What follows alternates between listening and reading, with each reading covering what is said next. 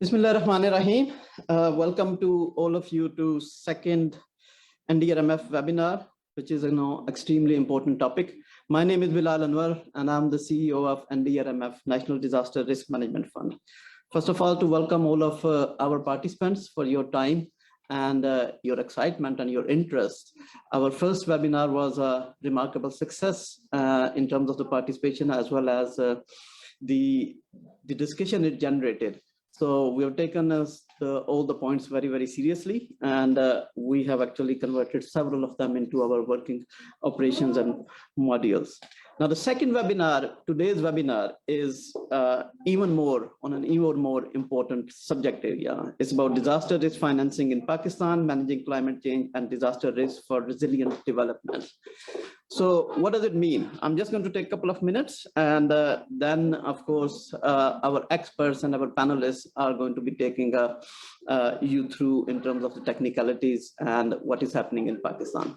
Disaster risk financing, this is basically what it entails in the face of what is happening in the climate change arena and how far the societies and the communities can actually adapt to the adverse impacts of climate change. We already know from the scientific evidence that we are very fast passing the age of adaptation. So one way or the other, adverse impacts of societies are going to be becoming serious, and they're becoming critical. So disaster risk financing is one of those instruments, innovative instrument, which is coming into limelight globally. Many countries have already experimented with it, some with some amount of success. We believe that in Pakistan, there's a huge scope for disaster risk financing, and all the instruments associated with disaster risk financing, you're going to be hearing from our experts. Today, we have an excellent list of speakers. We have Honorable Minister for Climate Change, Federal Minister for Climate Change, Ms. Shari Rahman, who's going to be opening up this webinar. Due to some other engagement, she has not been able to come in person, but she has left a pre-recorded message, which we're going to play to this message. Honorable Mr. Yong Jae, who's a country director for Asian Development Bank in Pakistan. One of the Asian Development Bank is one of the key player and key partner when it comes to disaster risk management, disaster risk reduction, and disaster risk financing. We have Mr. Abid Salari, who is the member of NDRMF board, as well as the executive director of Sustainable Development Policy Institute. He is going to be talking about the new and innovative disaster financing instruments in specific context of Pakistan. We have Dr. Mohsin Hafiz, who is a country representative for IWMI, one of the leading expert in the world in this particular area. He is going to be talking about the DRF instruments in practice, and IWMI have some wonderful and valuable experience in this particular area. Mr. Andreas Polman, who is a consultant for NDRMF and has been working with the NDRMF for some time now, he's going to talk about some global perspective and bringing some global context into the debate. We have, and then Ms. Nasreen Rashid, who's going to be talking about the one particular area, which is the insurance and the scope and the potential for insurance, disaster risk insurance in the context of Pakistan. So why NDRMF is organizing this particular webinar? Because well, you know that NDRMF has this mandate from the federal government to reduce disaster and contributing through our interventions for resilience Pakistan. We believe that financial impacts and economic losses are going to be the key in terms of losses, and then any resilience building program has to be based and has to be largely focused on the new and innovative financing instruments, and DRF being the one. So we want to learn from this particular exercise from today's webinar, and again we are going to be taking this forward as some of our interventions and with the respective stakeholders in the country. Without going into too much detail, I would ask to let's play out the message from our honorable guest, Federal Minister for Climate Change, Ms. Shari Rahman.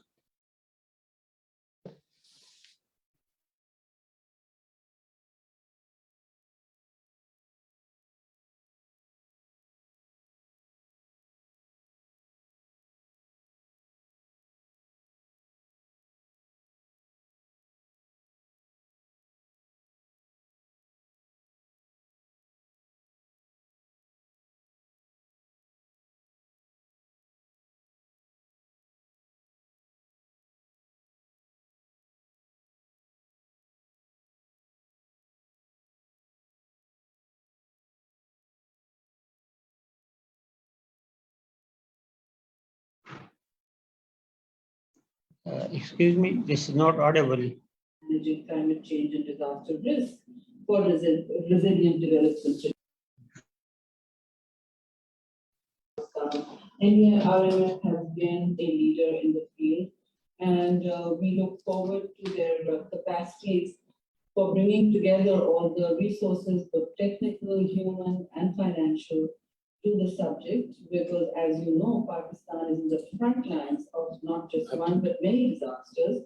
This is not a new phenomenon for Pakistan. It's been something that we have seen coming our way since 2005, when Pakistan saw one of the most catastrophic earthquakes in the region, and then the 2010 floods, where we saw one fifth of Pakistan inundated underwater. These are big catastrophes. But since then, too, I have to point out that Pakistan has been experiencing an accelerated number of multiple challenges related to extreme weather-induced, very often, in fact, most often by climate change. So our ability to cope, to risk map, to create those resilient structures that allow us to build back better and to build back sustainably are very critical. Our abilities to finance the gaps in our disaster management resilience capabilities are actually crucial.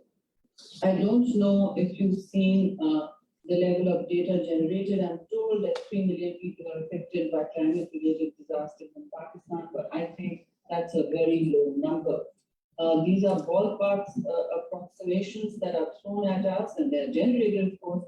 But the scale of vulnerability that Pakistan experiences, especially at the bottom of the social pyramid, with women and children in the front line, other vulnerable communities from the north to the south, are actually growing manifold. They are climate disasters in the shape of heat waves, very high temperatures, are leading to glacial lake outburst events. We've seen several such hydromet disasters in the north, and even last week we had two running at the same time in Gilgit-Baltistan and the province of Khyber Pakhtunkhwa, and early morning lives, but they were not able to save very valuable infrastructure. So clearly, risk mapping is essential, preparedness is essential, community involvement is crucial, but also some level of structural institution building also is needed. Now, we have several institutions and obviously organizations, including NDMA, that are critical to our disaster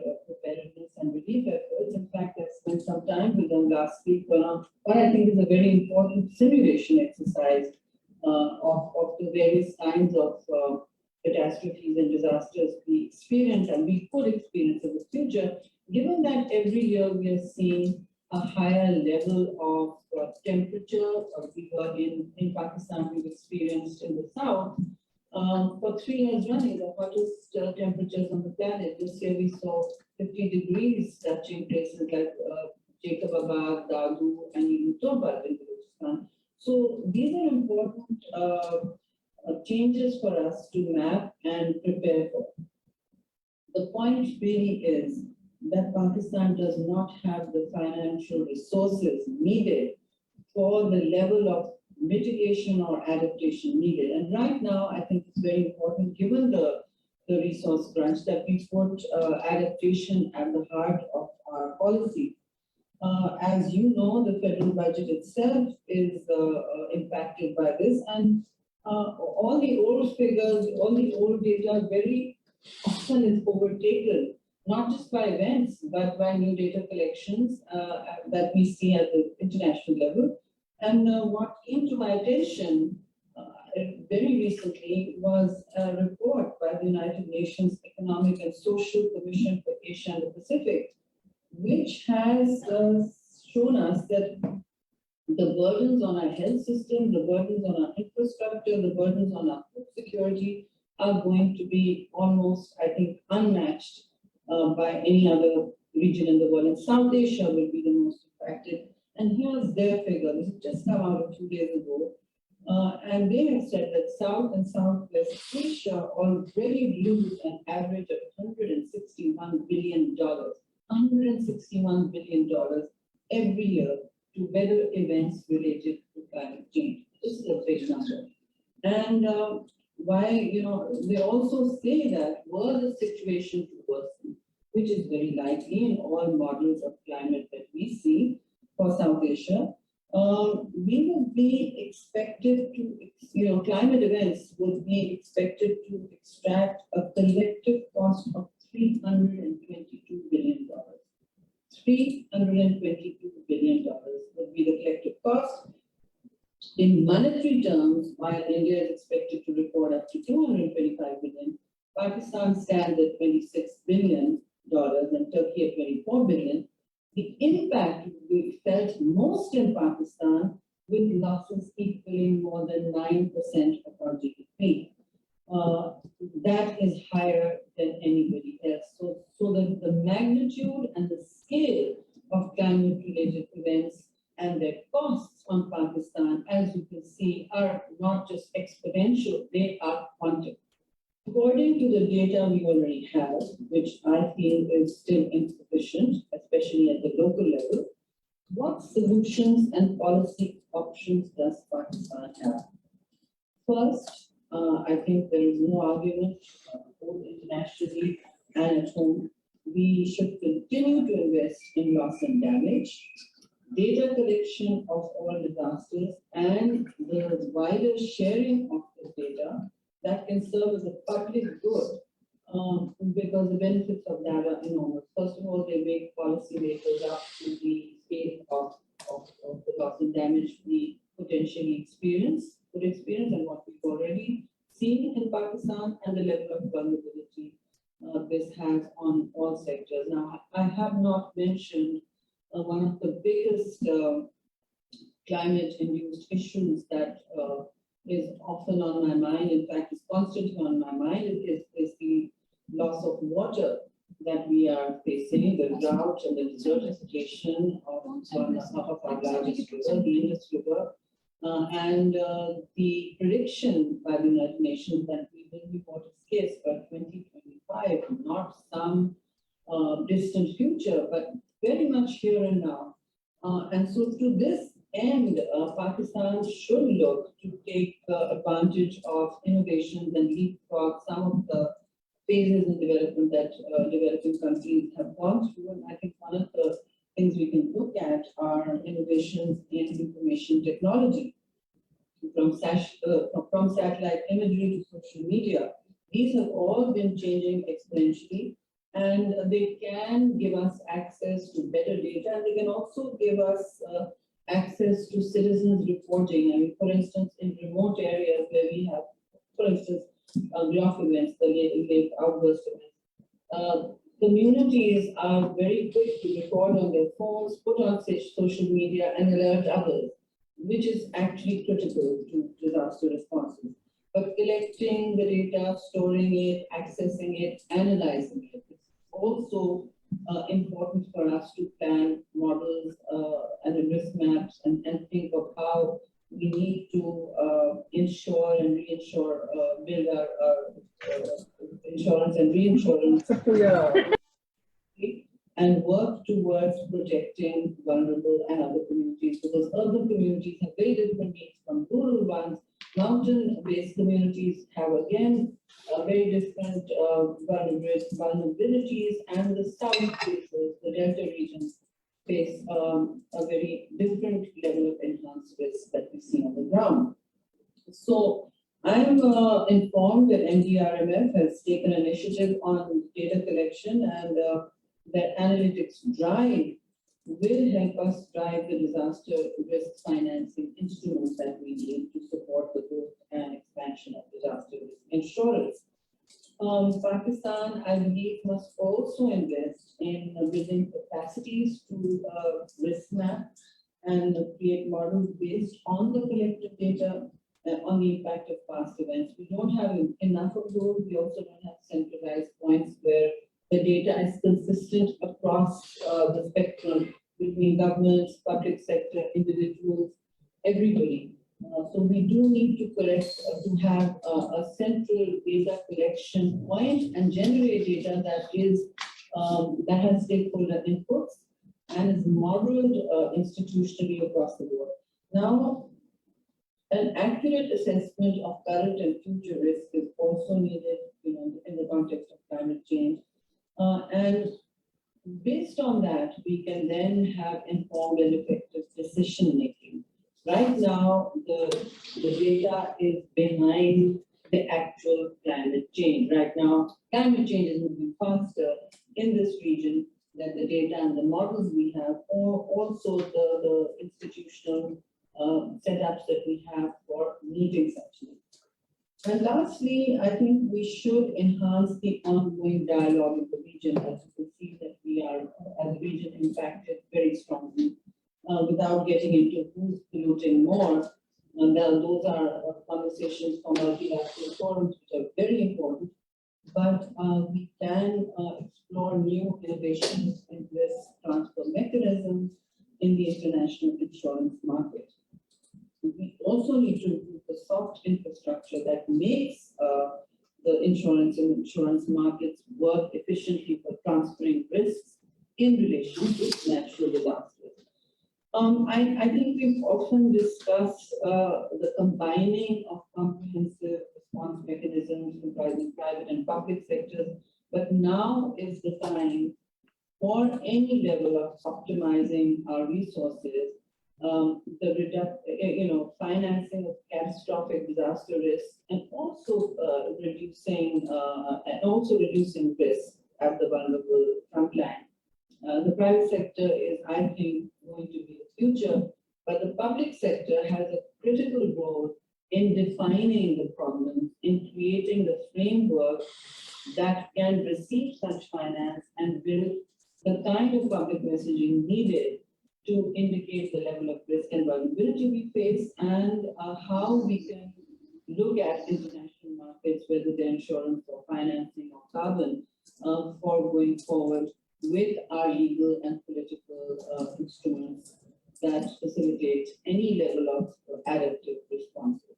Now, once again, I want to thank the NDRMF for hosting this webinar, and I look forward to your reports. I'm sure they'll be far more constructive and informed than what I have to say, but I think now is the time for us to create a collective stakeholding in the global agenda, amplify our voice, and build on what knowledge we have gained in this area, which is really at the ground zero of climate change. So for all your efforts and your resources, I thank you once again. Thank you, NDRMF and Bilal Saab, for your leadership, and I look forward to your report.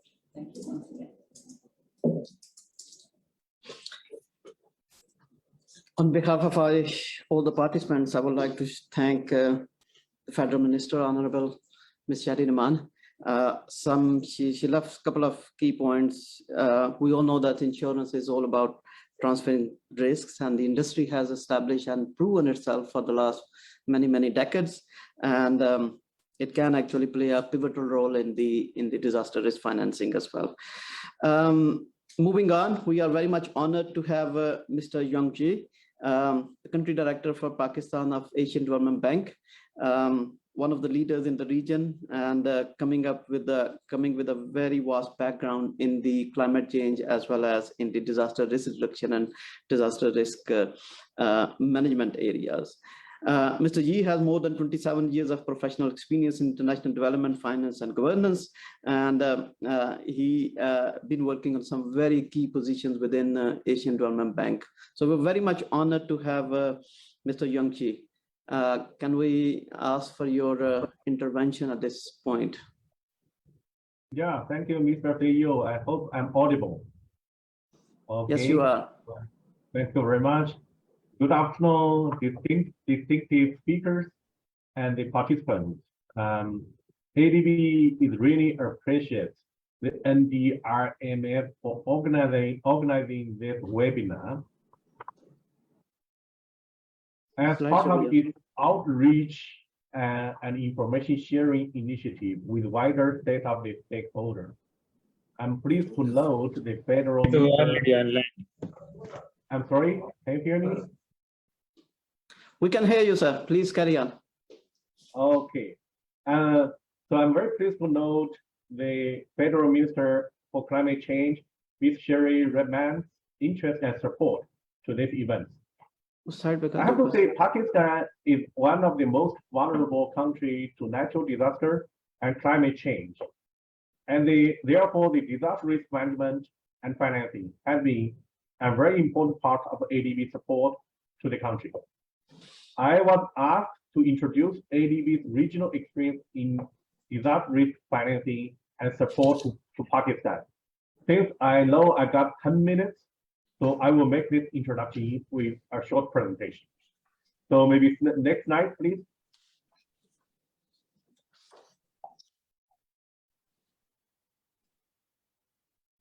Okay, here it is. This slide summarizes some key policies and strategies in ADB that are related to the resilience and climate change financing. The ADB's overall operational plan for the integrated disaster risk management provide a guidance or is guiding the DRM, the disaster risk management investment in ADB based on the international best practices. The climate change operational framework for 2017 to 2030 will have identified a strategic course for action to mobilize the climate change financing and mainstream the climate resilience. As an overarching strategy for ADB, the ADB Strategy 2030 also highlights the resilience and climate change as one thematic area and specifically highlight the DMS's financial preparedness for the disaster risk management and climate change. ADB is fully committed to Paris Agreement alignment. And actually from next year, starting in July, all our sovereign operations will be fully aligned with the Paris Agreement. And you know, our President Massa announced last year to increase the overall cumulative ADB support for climate financing to 100 billion by 2023. I have to note that our knowledge work is also a very important part of ADB's support to its DMCs in terms of the disaster risk management and the climate change response. So this forms part of very important strategy for ADB. In addition to investment, we're also providing the knowledge solution and products, and also have the knowledge partnership with our DMC in handling the disaster risk related solutions. So next slide, please.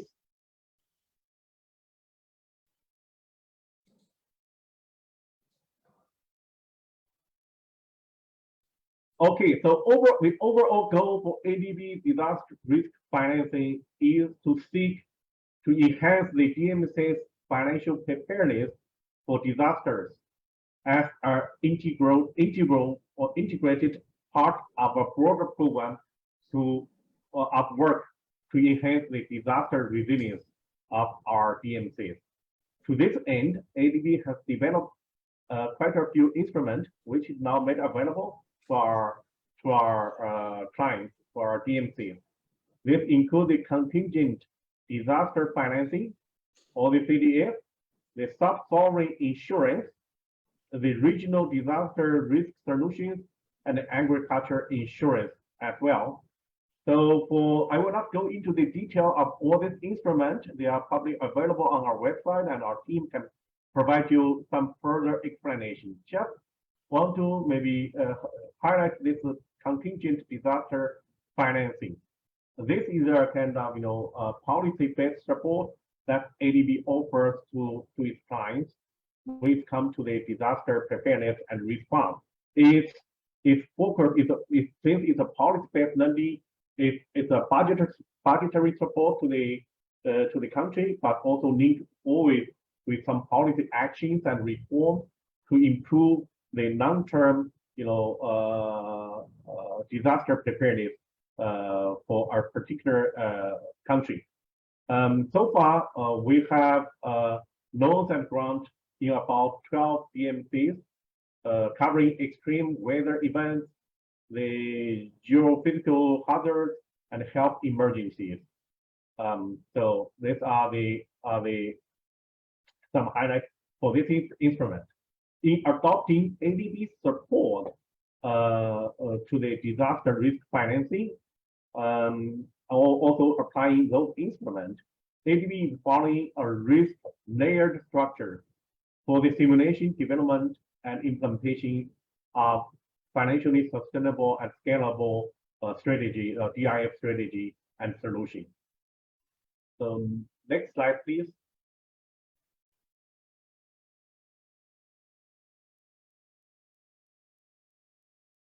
So here are two major groups of ADB support for the disaster risk financing in the region.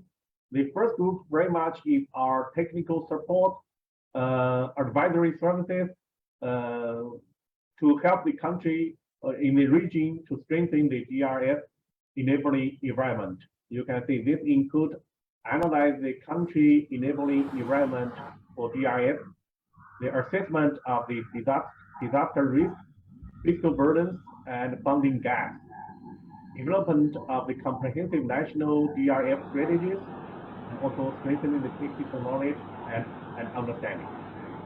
The second is very much for our investment support. This covers the contingent disaster financing, just like I mentioned in this modality already, and also some disaster insurance, regional risk pools, weather index, crop insurance, very much linked with the agriculture insurance under our instrument. We are doing some pilot in this regard, microfinance in linked products as well. Next slide.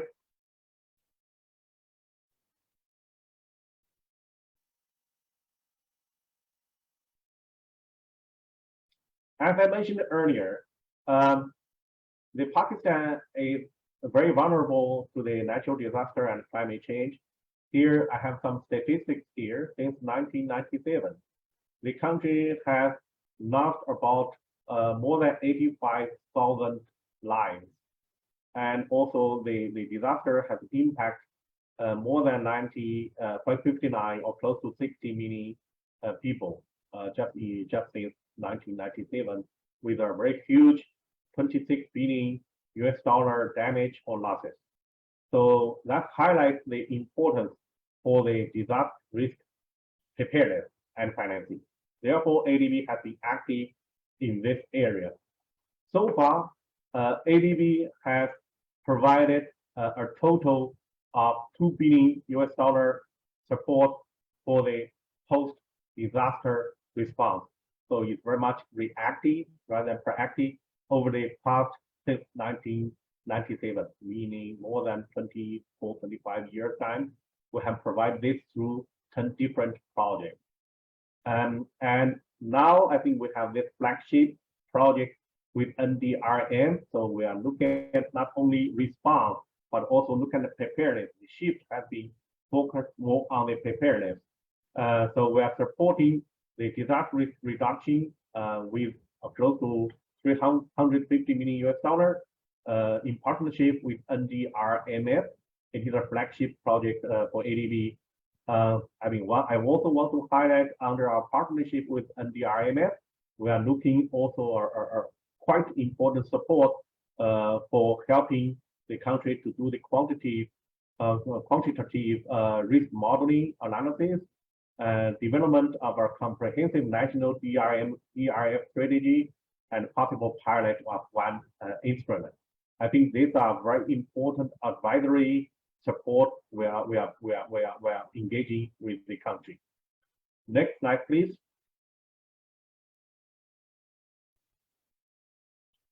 Okay, so moving forward, you can see we are trying to provide a more comprehensive support and also link more closely with climate change and disaster risk financing and disaster risk management. We are using a wide range of the modalities from ADB. Here are a few highlights from our pipeline in the coming 3 years. First of all, we have the policy-based lending loan for the insurance development. That was just now, I think the minister also highlighted or emphasized the importance of insurance in helping the country immobilize the disaster risk financing. We are looking at this is a budgetary support. Look at the policy, regulatory, institutional constraints that limit the effectiveness of the insurance development in the country. We are also doing a climate change policy, climate change sector development program. So this program combines the policy support together with the investment that will be able to made after those policy elements get strengthened. It will look at how to strengthen the overall climate change policy and overall framework, and look at also the implementation leg of the climate change national NDC, national determined contribution for Pakistan. It's a combination of policy support and investment. We are doing our innovative. We are preparing our innovative Think Coastal Resilience project.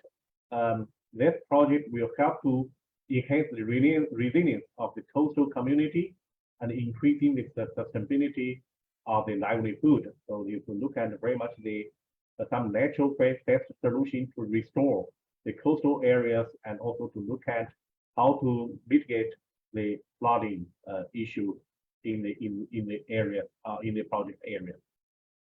We are also discussing with NDRMF for possible additional financing to support the flood sector project.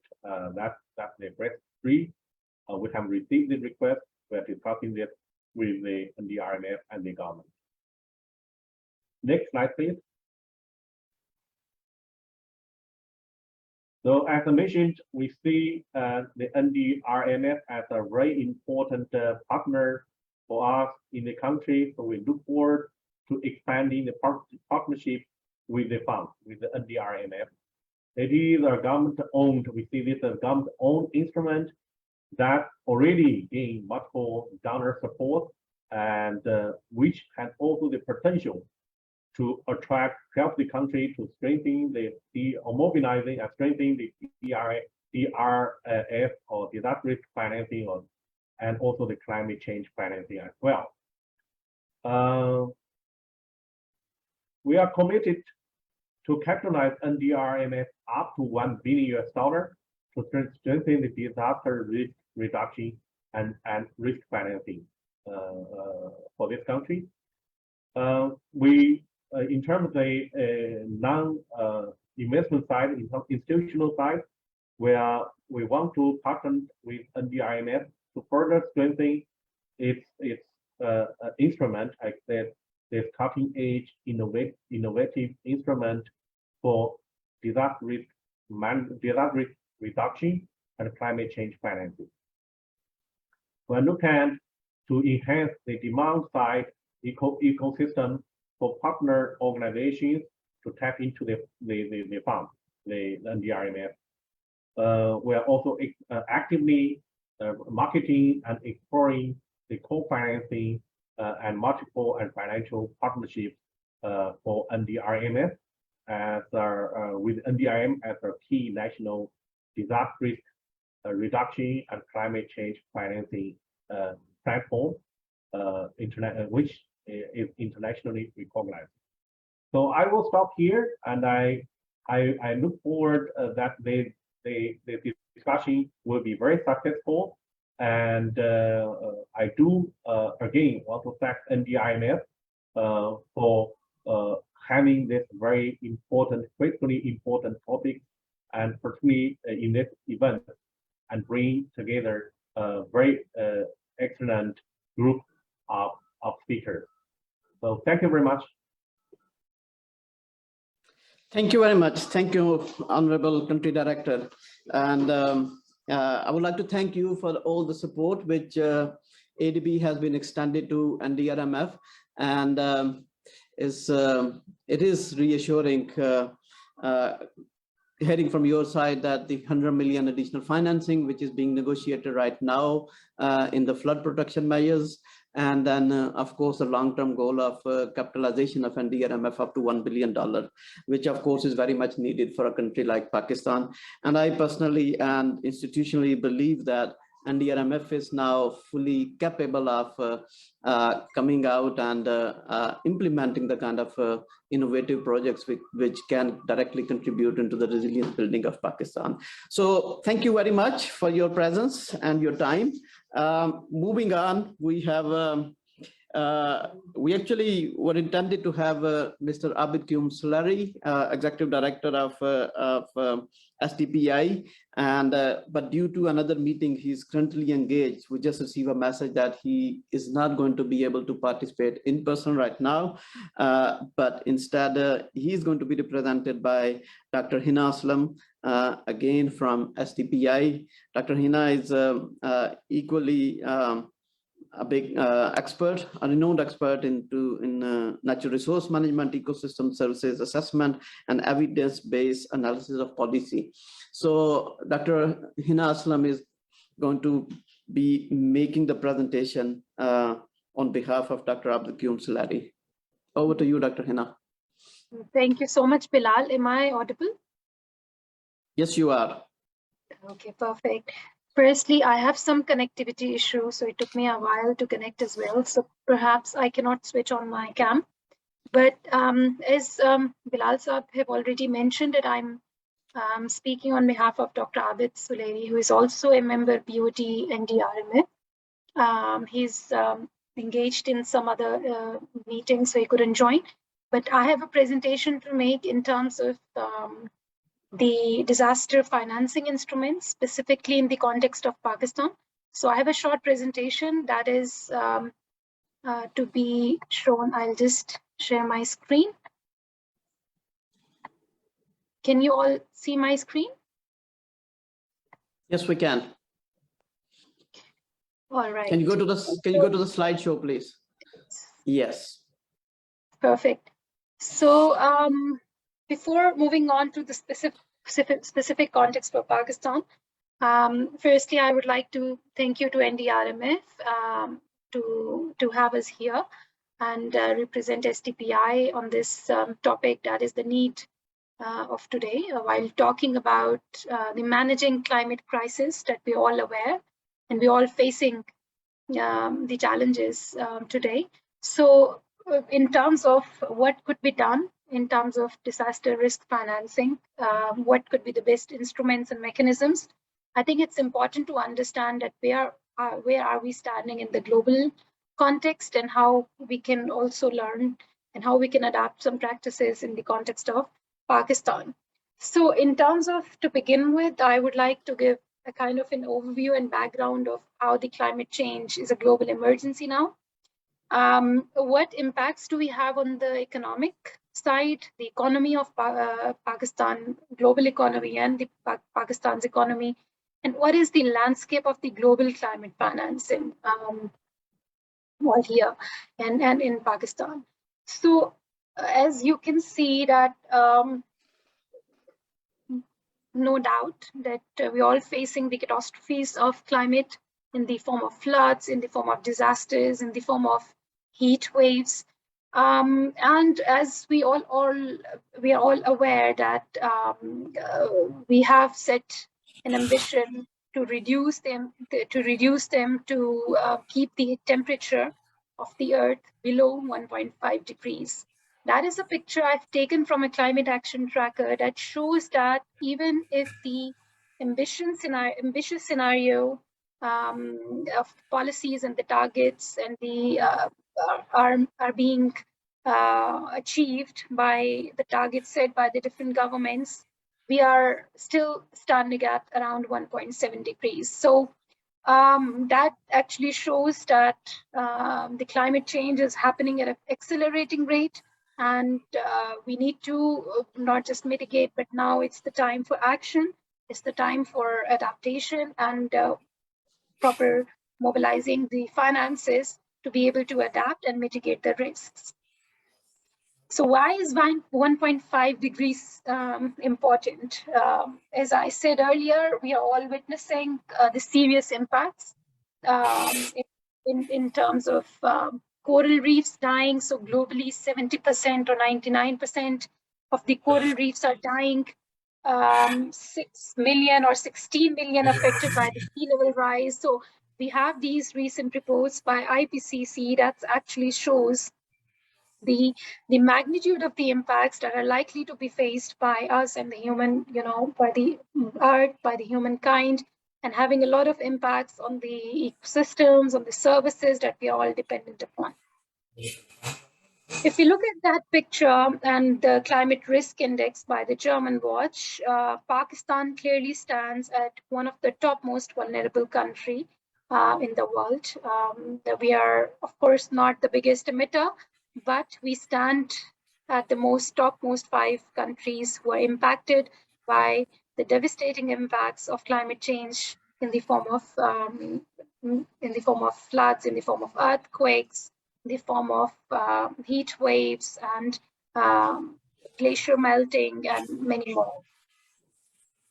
If you look at the global level, why we call it as an emergency is because the world economy, as per the recent report by Swiss Institute, the world economy could lose more than 18% of the current GDP by 2048 if no action on the climate change is taken.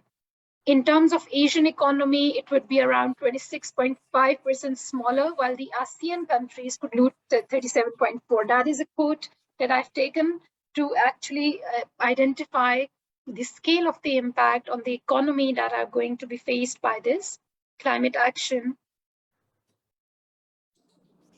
Right. In terms of South Asian countries, as per the UNFCCC recent report, the climate change impacts stand to slash up to 9% of the South Asian economy every year by the end of this century. And the human and the financial toll could be even higher if the damage from the floods, droughts, and other extreme weather events is included. And if we look at for Pakistan, as per the Global Climate Risk Index Annual Report for 2020, Pakistan has already lost 0.53% per unit GDP and suffered economic losses worth 3,792.52 million and witnessing 152 extreme weather events from 1999 to 2018. So these are the scale of the impacts that are from the global level to the South Asian perspective, and now that we are witnessing in Pakistan, that's a huge economic losses that we are envisioning. As per the climate risk country profile by the World Bank and the Asian Development Bank recently last year, climate change is to cost Pakistan 3.8 billion yearly. So that is what has been identified by this report in terms of how much spending needs to be done for Pakistan to overcome the crisis. Now moving on to what kind of landscape we have on the global climate picture. I think, I hope you can hear me because there's a noise at the back. We can hear you. Can I ask everyone to mute yourself, please? There's a background noise coming from some participant. Thank you. Hina, continue, please.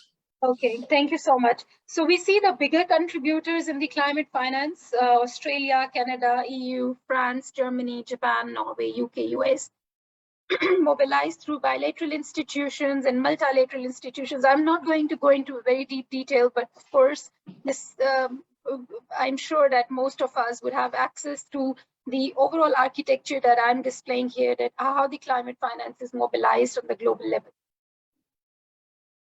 If we look at some of the financial report as per the global landscape of climate finance to 2021 report, we see that the climate finance has steadily increased over the last decade.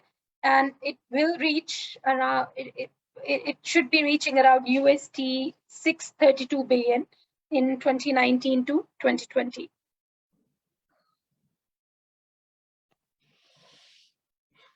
Right. In terms of what kind of sources we have for the bilateral international, so there are several agencies like ICF UK, IKI, US8, Swedish International Development Corporation, SDC, the Swiss agency. In terms of multilateral banks and the sources, the Global Environment Facility having 4.43 billion portfolio. In terms of Special Climate Change Fund as well, the Convention on the Biological Diversity and UNCCD. We have just heard from ADB's commitment and support in the climate finance to the economies of the world, and also in terms of Pakistan to support to the NDRMF. World Bank has a climate investment fund of 8.3 billion, and adaptation fund is another part that is 356.81. Then in terms of the under UNFCCC, the Green Climate Fund has to mobilize, and which is almost 10%, serving the Paris Agreement. If we look at the very recent numbers of the Adaptation Fund and the Green Climate Fund, their allocated funds in 2021 in the Adaptation Fund is $850 million US. In terms of GCF, we have 14.4 billion worth of the approved projects as of 2021, which has around 2.9 billion from GCF and 11.5 co-financing. Then there are also something called intermediaries funds, in terms where public actors have contributed around 51% billion of the annual climate finance, and private sector around 49% of the annual climate finance. Then in terms of the instruments to mobilize these green finances, so there are grants, there are concessional finances, such as revolving funds and refinancing schemes. Then there are insurance-based financing mechanisms like parametric risk assurance and catastrophe bonds. We also have market-based finance like debt finance, debt for climate swap, equity, thematic bonds like green bonds, sustainability bonds, social bonds. So these are some of the bonds that we see that are available over the global and that are proven to be used on the to mobilize such finances over the world. Now coming back to what we have in Pakistan, so I would like to go through where we stand in terms of what is the gap for Pakistan, where the opportunity lies, and also what are the prospects of green financing instruments, what is being practiced, what could be done, and what could be the way forward. So these are some of the key highlights that I have taken in the context of developing a kind of a baseline for this talk, where we have a commitment in the form of nationally determined contributions with a high ambition to take initiatives to support the global efforts to stabilize the global temperatures and to enhance the climate resilience, with a deeper contributions to prioritize climate mitigation and adaptation by including the additional sectors to the greenhouse gas emissions inventory. And then the inclusion in terms of adopting the whole of the government approach to enhance the institutional governance that is needed for the climate change. So in terms of the last year's newly submitted NDC, the new identified areas were to make the greenhouse gas emission reduction targets among strong, and devise the new emission targets as well, and also adding new sectoral targets and existing policies and actions to be enhanced and within added on more. Thematic areas that are covered from the adaptation side are nature-based solutions, land use change, and forestry and community infrastructure. In terms of mitigation, the thematic areas covered, and the emphasis is on renewable energy and energy efficiency, climate smart agriculture and livestock, sustainable forest management, improved waste management. And the goal is by 2030, there should be 50% reduction in the projected emissions, in which 15% is non-conditional, 35% is conditional. The key sectors that we are looking into: water, agriculture, land, air pollution, biodiversity, and disaster preparedness. And in terms of the mitigation, we have renewable energy, transportation sector, coal sector, waste, industrial processes, and so on.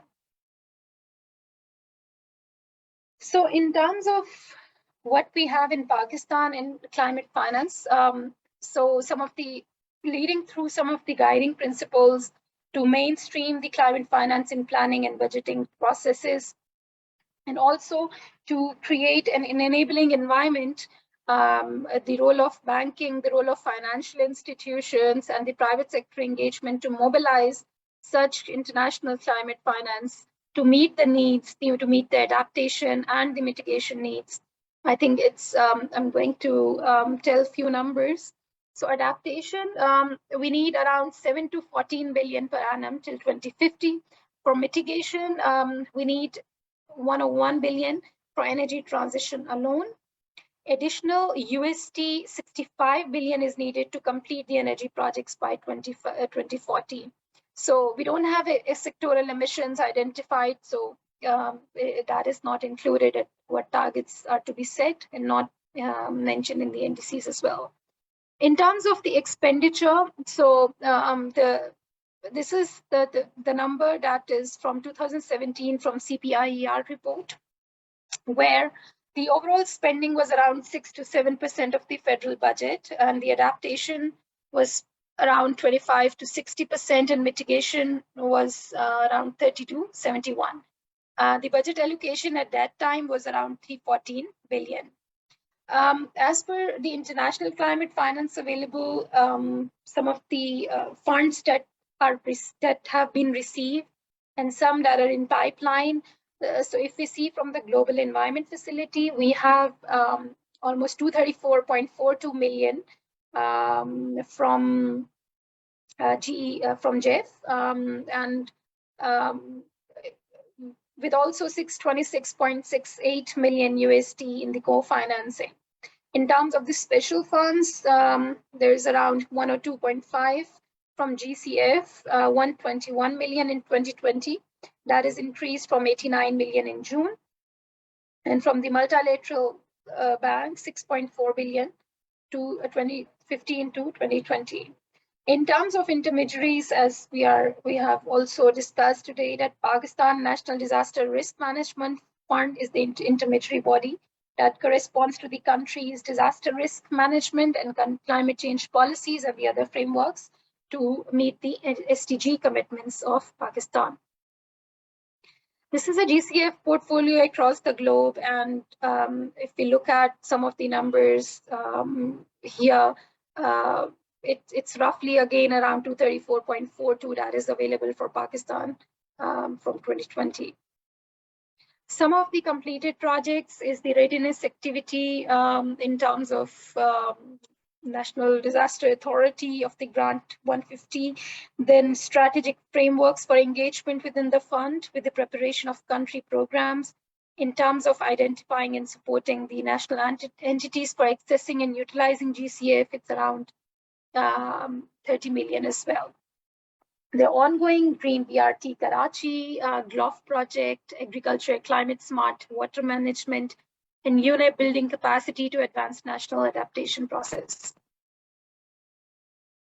Now, this is a recent IFC analysis done by in terms of what kind of opportunity we have in South Asia. I jot down other South Asian countries as well, so that it can also provide a comparative analysis. But if we look at just in Pakistan for now, so the total investment opportunity in Pakistan, green investment opportunity in terms of if we are investing in renewable energy, green building, electric vehicles, solid waste, climate smart urban water, and climate smart agriculture, 197.1 billion.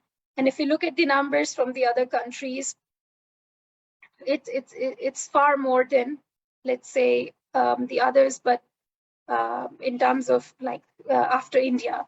So we see there's a huge potential if we are, then there needs to be, if we need to decarbonize our energy systems or agriculture or transportation system, and a kind of a financing that is required. This is again from the IFC report from the Climate Smart Investment Opportunity in South Asia. The biggest 46% potential is identified in the sector of green building, with 21% in renewable energy and 21% in electric vehicles, followed by the other sectors. In terms of the, if we call it the prospects for Pakistan for financing for the disaster risk mitigation. So Pakistan is exploring the green bonds, the debt for climate swap, the nature performance bonds, and the other instruments that are seen or that are promising are in terms of the concessional finance, the parametric insurance, the catastrophe bonds, the carbon offsets, and more. So in terms of, if we look at the instruments that are available worldwide, and if we look at some of the prospects for Pakistan, so as per the NDCs, the government of Pakistan has outlined the need for the greater investments towards the green development and green infrastructure to achieve the climate commitments.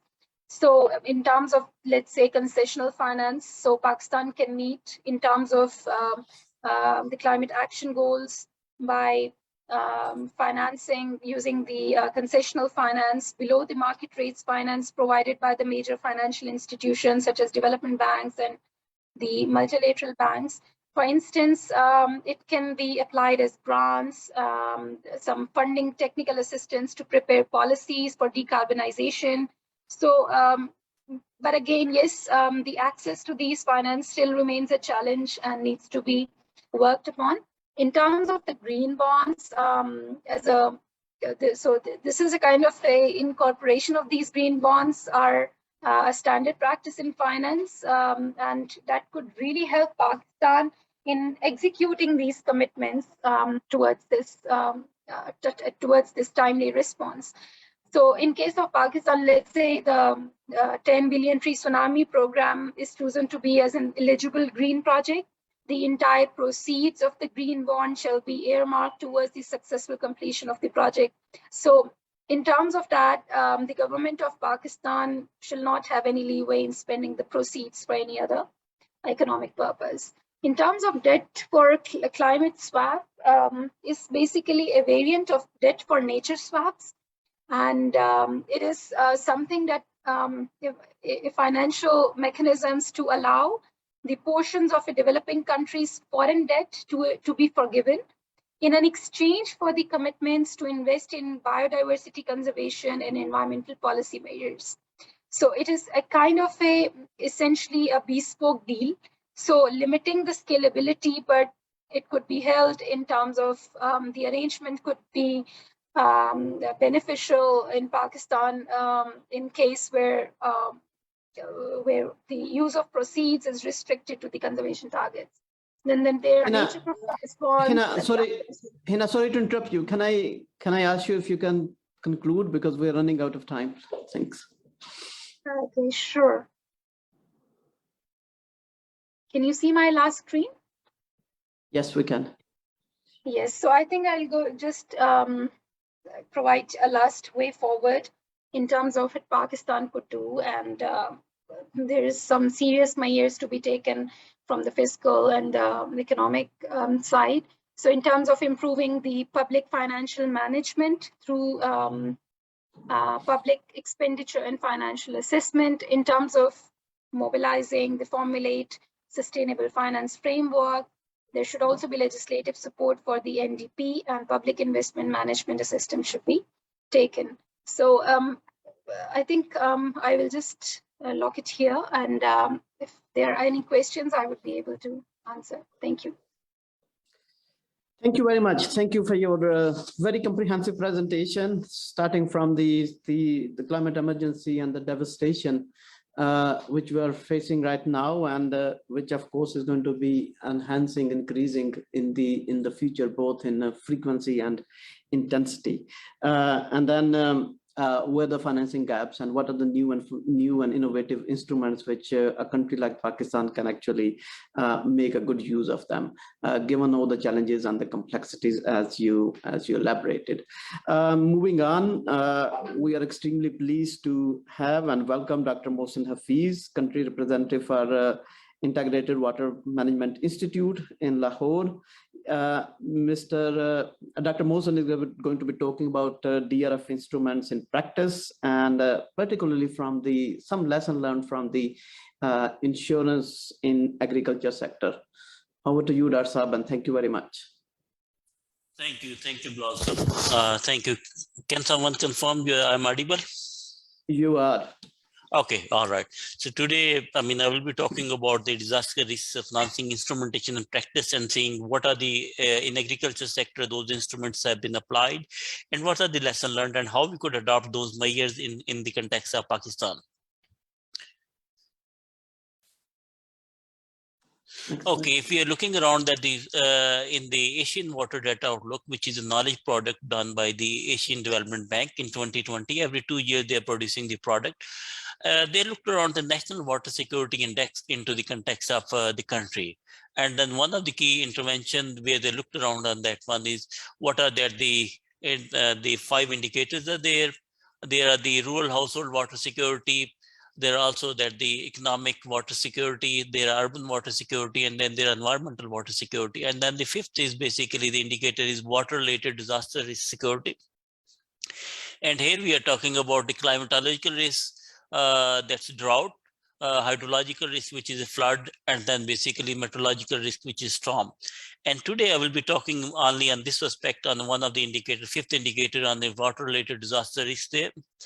And when we are here on this map, we are looking on the left-hand side, these are the countries, all the countries of Asia, and on the top of that one is the nascent, which is just in the infancy stage and not really engaged, capable, effective, and model.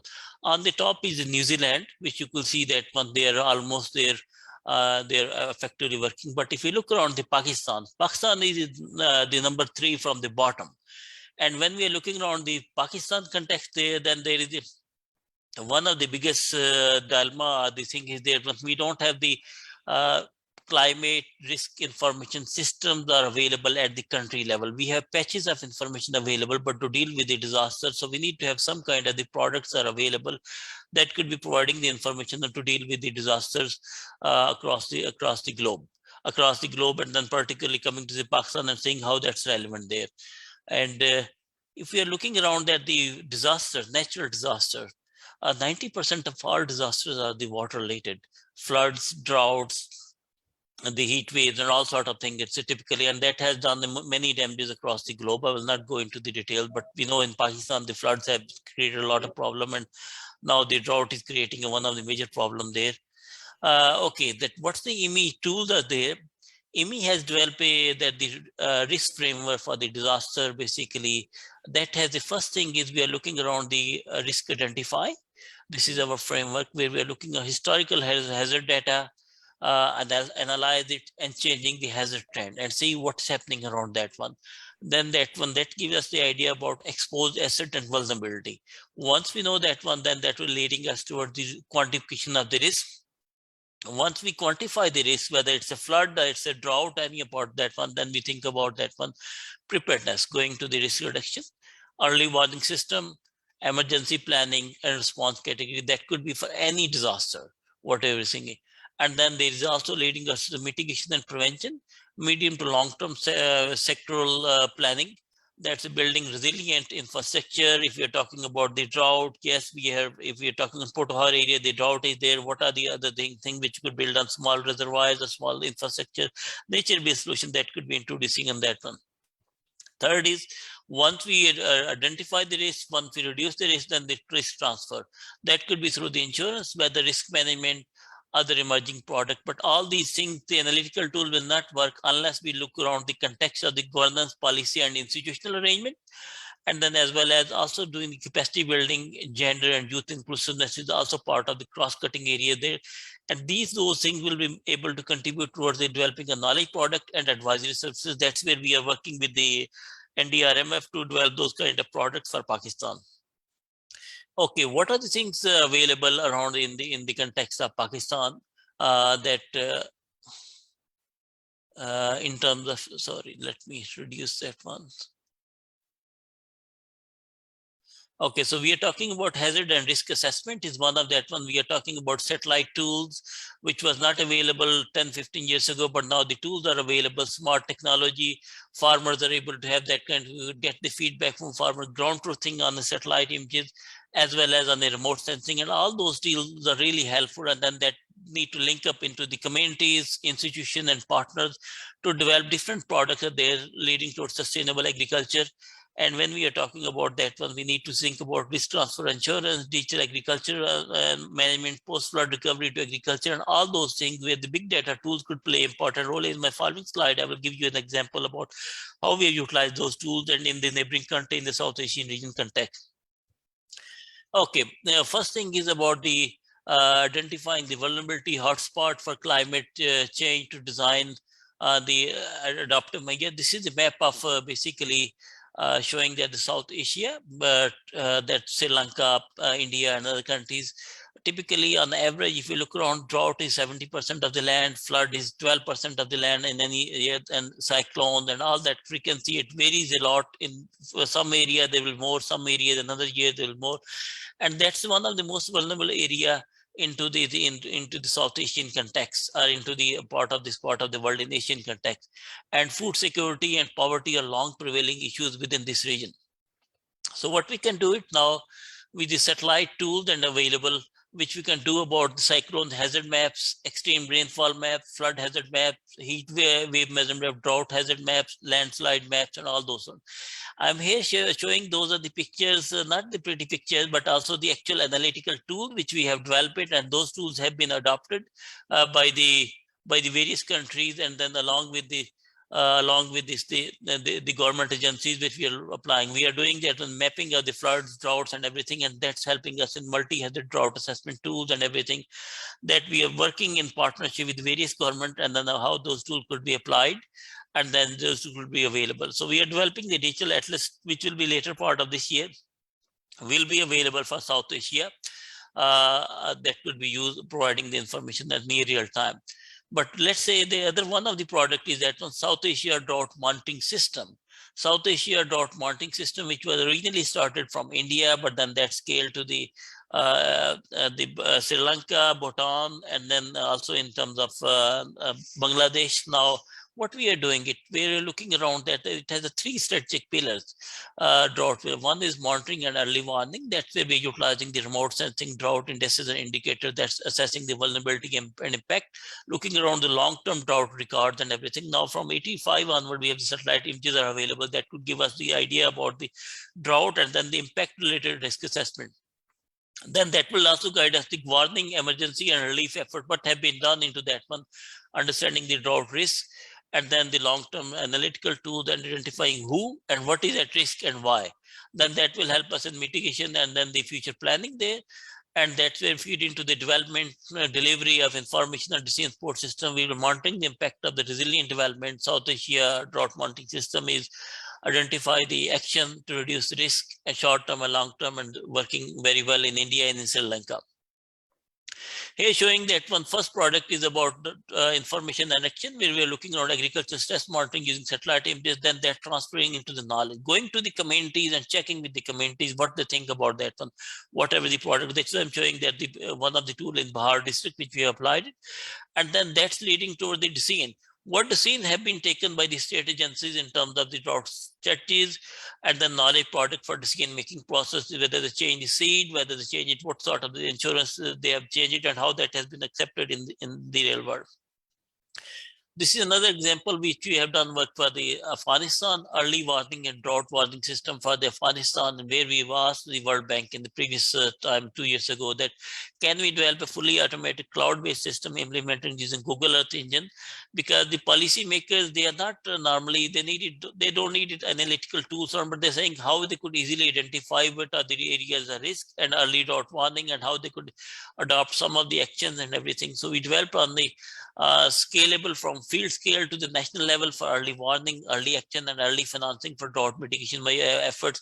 Early financing work was done with the World Bank, but we were involved in the early warning and early action and working with the government into that one. That's another tool. Now, the tools which have been developed in India are part of this South Asia that has gone to the next stage in Africa. We have developed IMI Water Secure Africa initiative, which we're looking around, and also in the Sri Lanka, we are developing the knowledge product. The tools are available on the basically on a yearly basis or on a quarterly basis to that one. That will be aiming to develop some kind of the products with the NDRMF, how we could share that kind of information towards the pilot area where we could apply and how that could be upscaled. Another next generation drought index is basically we have applied in Senegal. As in science, you always go on the new tools and new things, and now new satellites are available. We have looked around the vulnerability maps, and that we have to utilizing the big data tools in case of Senegal, and that's working very well. Now, quickly moving on, AMI flood risk assessment tool. We have also that the flood risk assessment tool, characteristic of flood hotspot. And this is the forecasting, one of the things where we have observed rainfall, which we're utilizing near real-time weather forecast model, giant and conditional distribution, hazard probability of extreme rainfall given a forecast. And that's looking around socioeconomic condition, land use, geomorphology, infrastructure, and real-time forecasts of flood risk. And then doing that, the index, they're also looking around the flood risk and then the likelihood and impact of that one. That's the beta product which you have developed. That's based on the rule-based optimization model, and we'll be testing that one and further on talking with the Federal Flood Commission and NDRMF how to roll out this one into the future. Index-based flood insurance, flood-proofing communities and agriculture resilience, that has been very successfully applied in India, in Sri Lanka, and in many African countries. We have not applied in Pakistan, but now under this FCDO water governance project, we are planning to apply it, which we are looking around flood hazard models, water level, rainfall, flood extent, and everything. And on top, we have it also that the flood loss modules, crop yield loss, economic loss, crop damage, and that linking to the insurance policy payout and all there are three insurance agencies, then the government, development banks, and how that could be feeding towards the different things. We are talking about input modeling to the output to the user and final beneficiaries. Climate, again, that insurance to the mitigate crop losses, index-based flood insurance, which we have applied into satellite tools, and that's again in Bihar district where the chief minister has accepted, and now that product has been rolled out in a number of villages into the district. Again, that the bundling context, we are not looking only about the seed, but also the flood and everything is there that has been applied in the case of the insurance solutions in Kharif and Rabi in India, Bihar, and from farm secure product at cost of $9 where we ask the farmers they need to pay that kind of the product which we are generating it. Payout of provided flood and drought affected in Kharif 2019, and then around 620,000 Indian rupees was paid out. And that's those are some of these practical tools which we applied, some of the instrumentation and some of the areas there. IMI has developed a number of basically the drought products which has been tested working very well around the globe. You will see here we have not done anything in India because in case of Pakistan, we have now working around in Pakistan. That first thing is checking on the ground, and that's where we are doing it at the moment. Sri Lanka, again, that with UN World Food Program and IMI, what we have developed climate and food security monitoring bulletin, and that's also providing the information.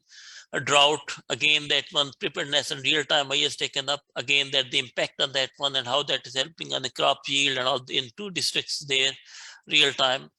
And then the impact of the agriculture production and food security, and we have overall water risk, we have flood risk, we have drought risk, and how that's impacting on the wheat irrigated yield around the globe. So those are some of the other things which we have developed. The important thing is Now, from the science, there are open data for the disaster monitoring. That's observation, satellite images, Landsat is passing from 1985. Every 8 days, the satellite images are available. How that could utilize analysis, data ready. We don't need to go for a supercomputer. Now the cloud and other products are available. Google Earth Engine, we could utilize that one, analysis is ready. And then the products are ready. And those products could be used, basically shared with the policymakers at the agriculture department, NDRMF, another one, and that's for the information for decision makers. And then that's leading toward the various products are there, and that's providing the things into the around the globe. IMI, we have working around on that one in some of these around 6 or 7 countries where we have operationalized, but then there are many other who are using the open data, disaster risk insurance open data for resilience initiative is happening. Again, what we are looking around action to reduce, again, that how to mitigate on those one. First is action to reduce hazard. Second is on action to reduce vulnerability. Third is action to reduce exposure. Fourth is action to mitigate risk, and fifth is actions to system integration. So all these things will be working together to go for the long-term planning and for the disaster risk insurance and everything there as a part of that one. Last slide.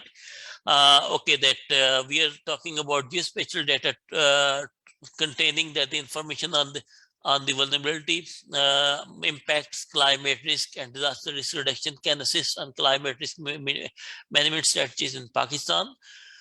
Strengthening relevant institutions. So we want to really keen to work with the NDRMF and other institute, how to build their capacity. So they are the Knowledge Institute, and then as ADB country director mentioned around that one, knowledge management and community of practice. We want this one. This is knowledge which we generated.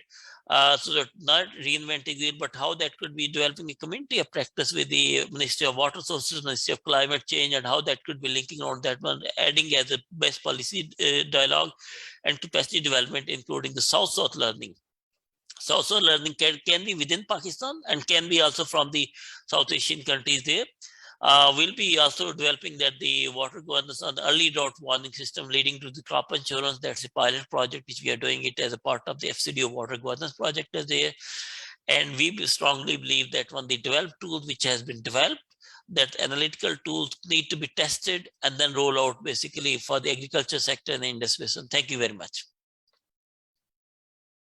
Thank you very much. Thank you, Rarsab, for your quick overview. I know there's a lot going on in your world.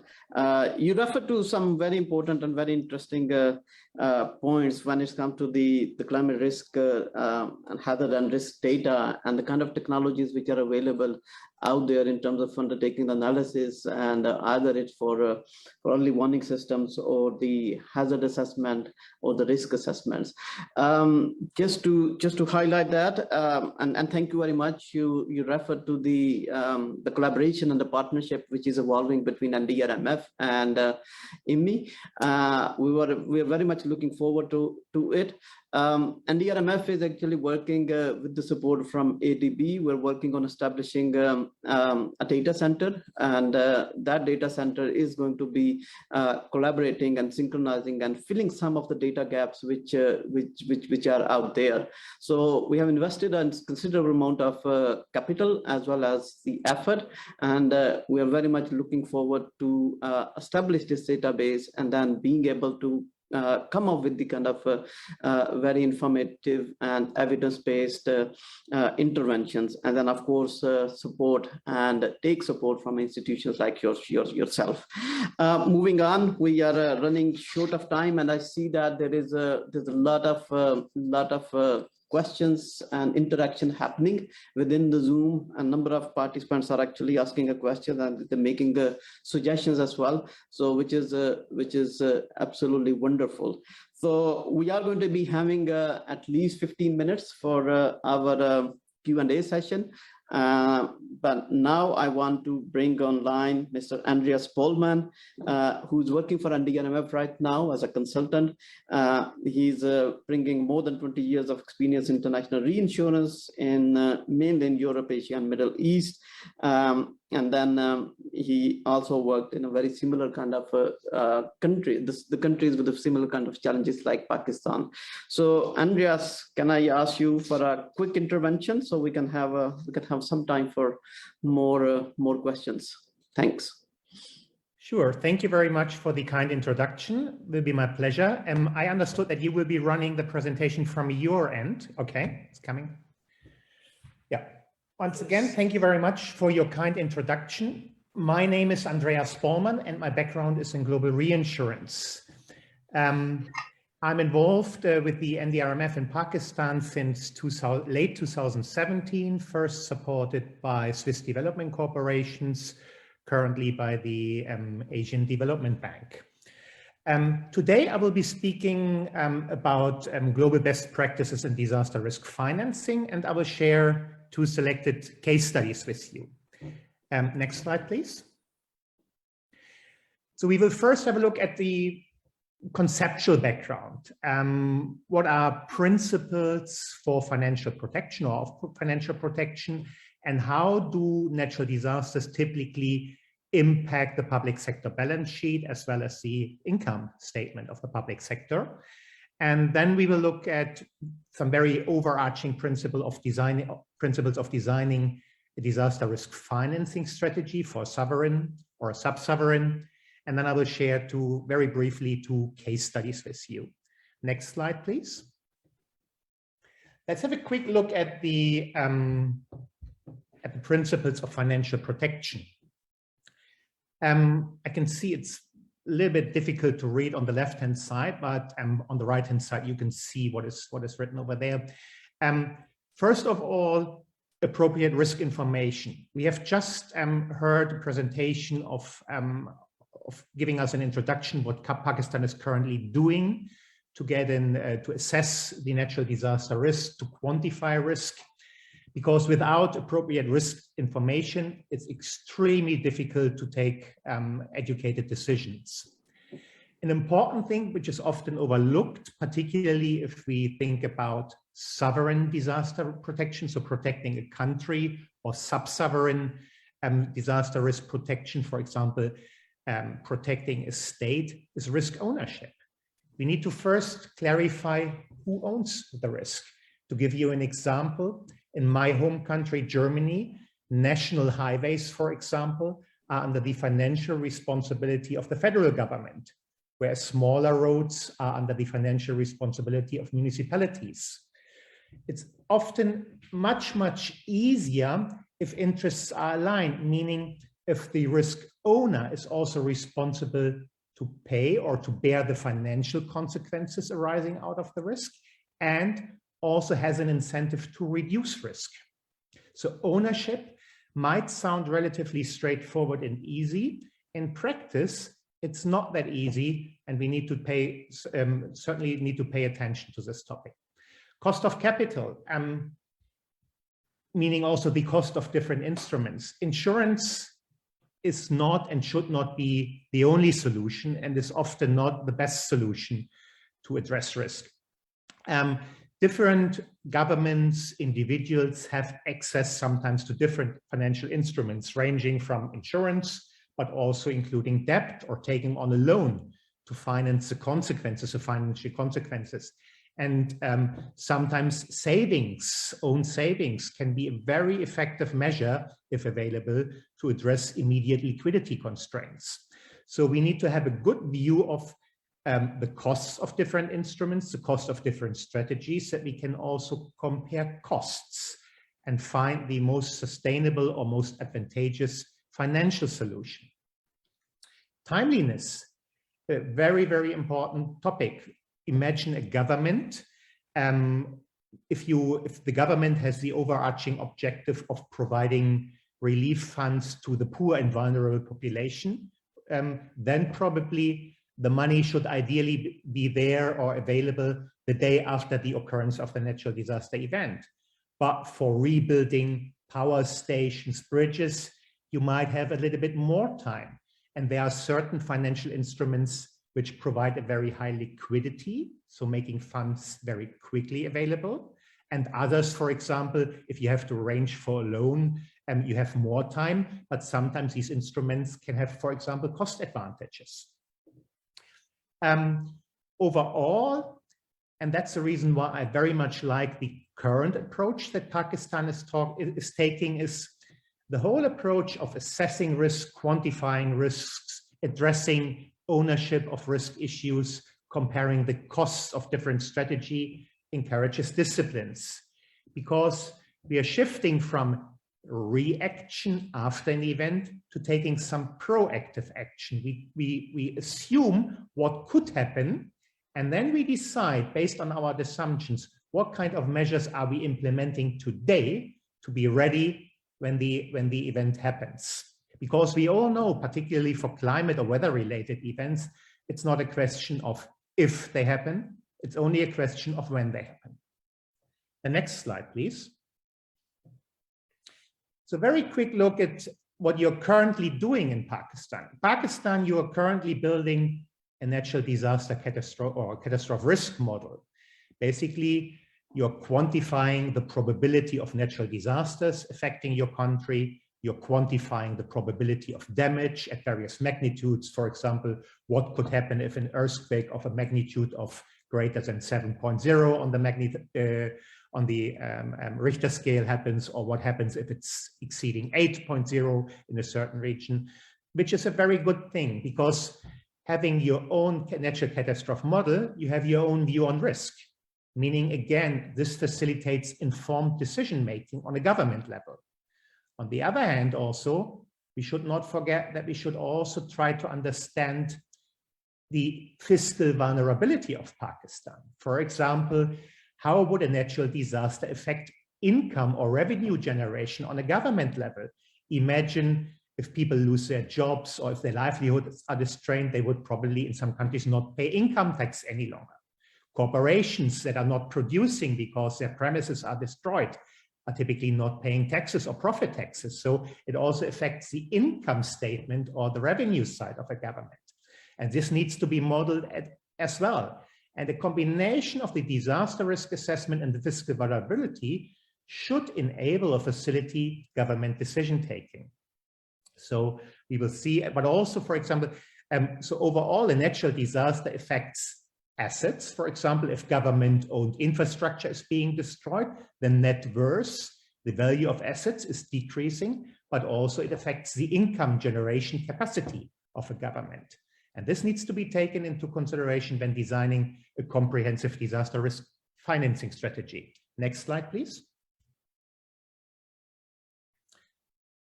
Again, this is not viewable, but it's okay. We can talk about this. So the first step is what we just discussed, quantifying and designing a natural disaster or disaster risk financing and insurance strategy is first risk quantification. Peril quantification, what kind of hazards is your country, or maybe only certain regions. In Pakistan, probably only the southern part is exposed to tropical cyclone, not the northern part. So we need to have clarity which populations, which states, which villages are affected by which perils. And we need to quantify, meaning putting a price tag on risk, basically. What could happen, how much money would we need? And then most important, as I said earlier, insurance or financial protection should always be embedded in a far broader and holistic disaster risk management process. As I said earlier, insurance is not the only solution, not always the best solution. And often you can save a lot of money by investing more in disaster risk reduction and then only insuring or transferring the residual risk, meaning the risk that remains after you have implemented disaster risk reduction measures. Quick examples, imagine river floods. Risk reduction measure, the most obvious one, often also very cheap if you can implement it, prevent settlings in floodplains. If people are not building their settlements in floodplain, and this can save you a lot. Maybe you can get insurance for it, but if these floodings happen very, very frequently, the best thing would be, of course, to prevent settlements in these streams. Or building small dams and dikes, for example, can often reduce the flood risk substantially. And again, I highly appreciate the approach of NDRMF, because disaster risk reduction is the cornerstone of NDRMF. Disaster risk transfer is an add-on to look at the residual risk. Then, of course, assess the needs, define requirements, what we said, liquidity, how quickly do you need the money, what kind of money, what type of money do you need, depending on the risk intensity, and then select the appropriate financing or insurance instrument. Also comparing costs, because we are spending public money at the end of the day. So we need to be in a position where we can take the best and most cost efficient, or to say cheapest or best value added approach in selecting the instruments. And then what already the ADB country director said earlier, then we need to apply a risk layering approach, meaning choosing a mix of different instruments, including savings, which would be on a government level, a budget position to address the overall financial consequences of disaster risk. Next slide, please.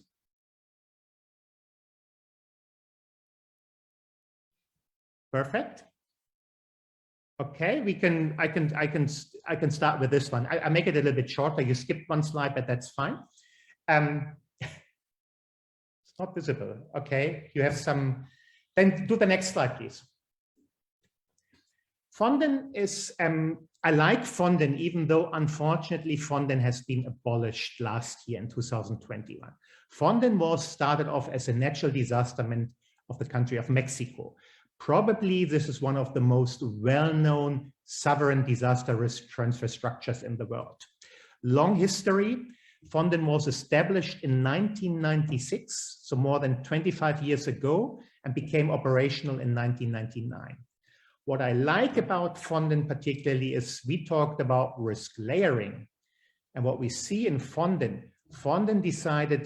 did exactly the similar steps that you did, or the Mexican government that you are currently doing in Pakistan, quantifying risk, what could happen, and then determining, for example, each and every year in Mexico, probably very similar to Pakistan, you have the occasional smaller landslides, local flood events.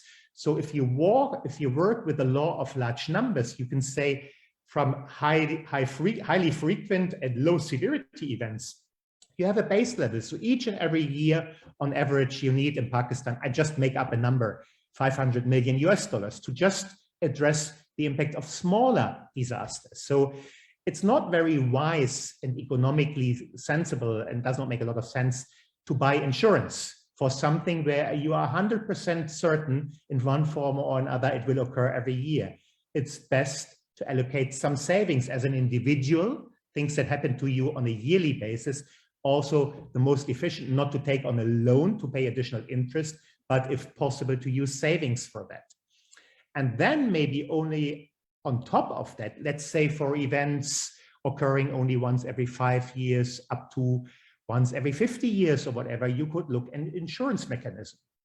And then you could look at other instruments. I don't want to go into the details of cat bonds here, where you could mobilize large amounts of money from the private sector, but also this comes at a certain cost. But it's also not wise, again, to insure all events. Quick example, maybe you could buy insurance against the impact of a meteor crashing the Earth. But if this happens, many economies will be down, probably whole continents will be dysfunctional. It's not worthwhile, even though you could maybe buy insurance, because if this happens, the impact will be so enormous, no need to pay insurance premium for that one, because maybe we cannot react any longer. So that is meant, and what remained a little bit abstract, the risk layering approach, combining different instruments, savings, retention, so a government additional contribution or insurance, a cat bond, put into practice can be best illustrated using the Fonden example. Next slide, please. The Philippines City Disaster Insurance Pool, implemented with the help of the Asian Development Bank. I will focus today on the design features, on the objectives behind, not that much on the implementation status. But the idea in the Philippines was that municipalities have their own need to address financing needs after the occurrence of a disaster. First of all, to rebuild their critical infrastructure, but also to help their affected population. So the Philippines decided to pool, basically issue or create a new mechanism where individual municipalities or cities buy insurance policies. These insurance policies are first pooled at the government service insurance system, which is a kind of government-owned primary insurance company in the Philippines. They act as a kind of what we would call a fronting insurance company. So they do not take a lot of the risk, but they do a lot of the administrative work, collecting the insurance premium, also handling the claims payout after an event.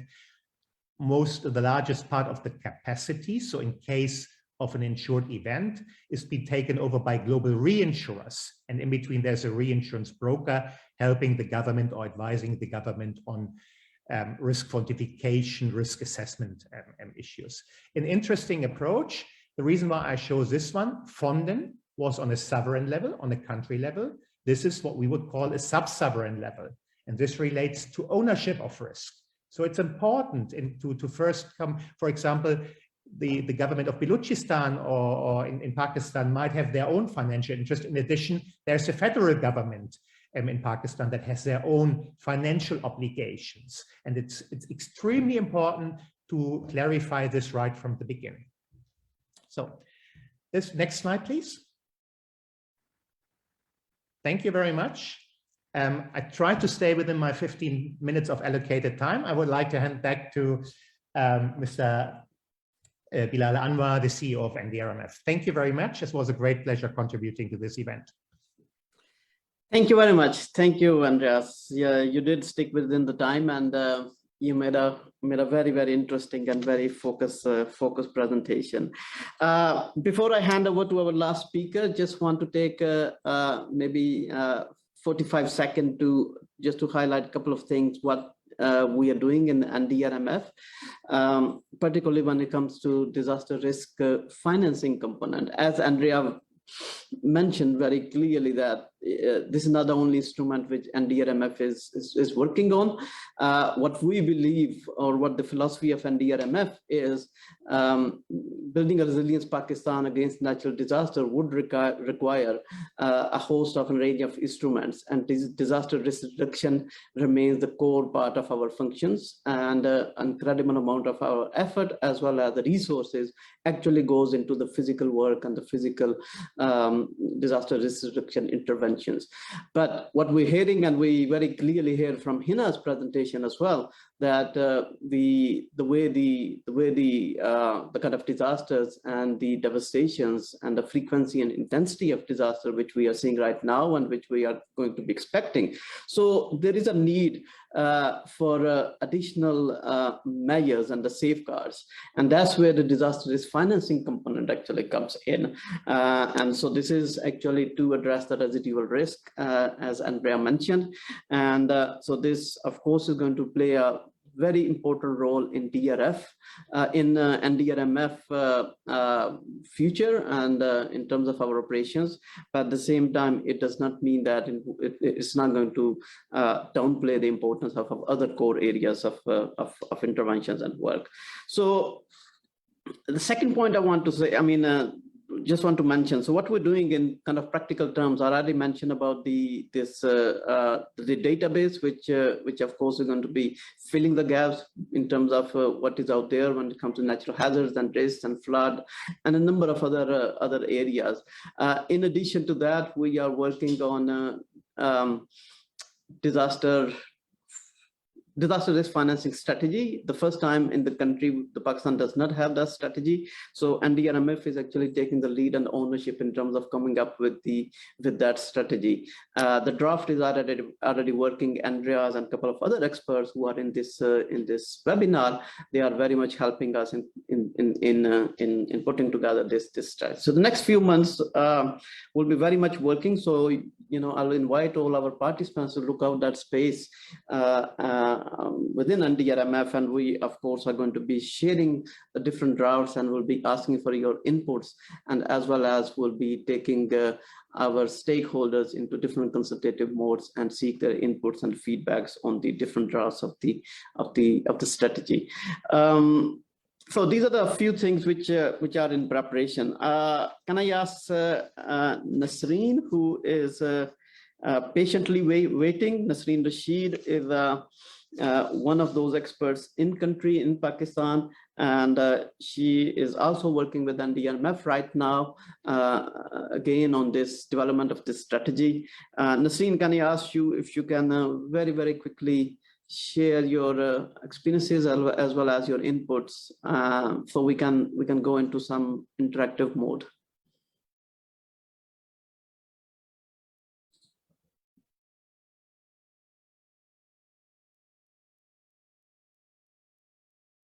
Nasreen Rashid, can you hear us?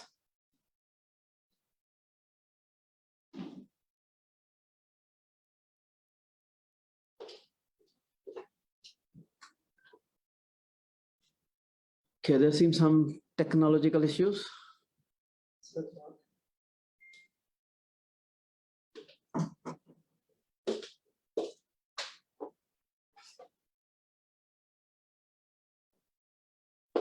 Just give us a minute, please.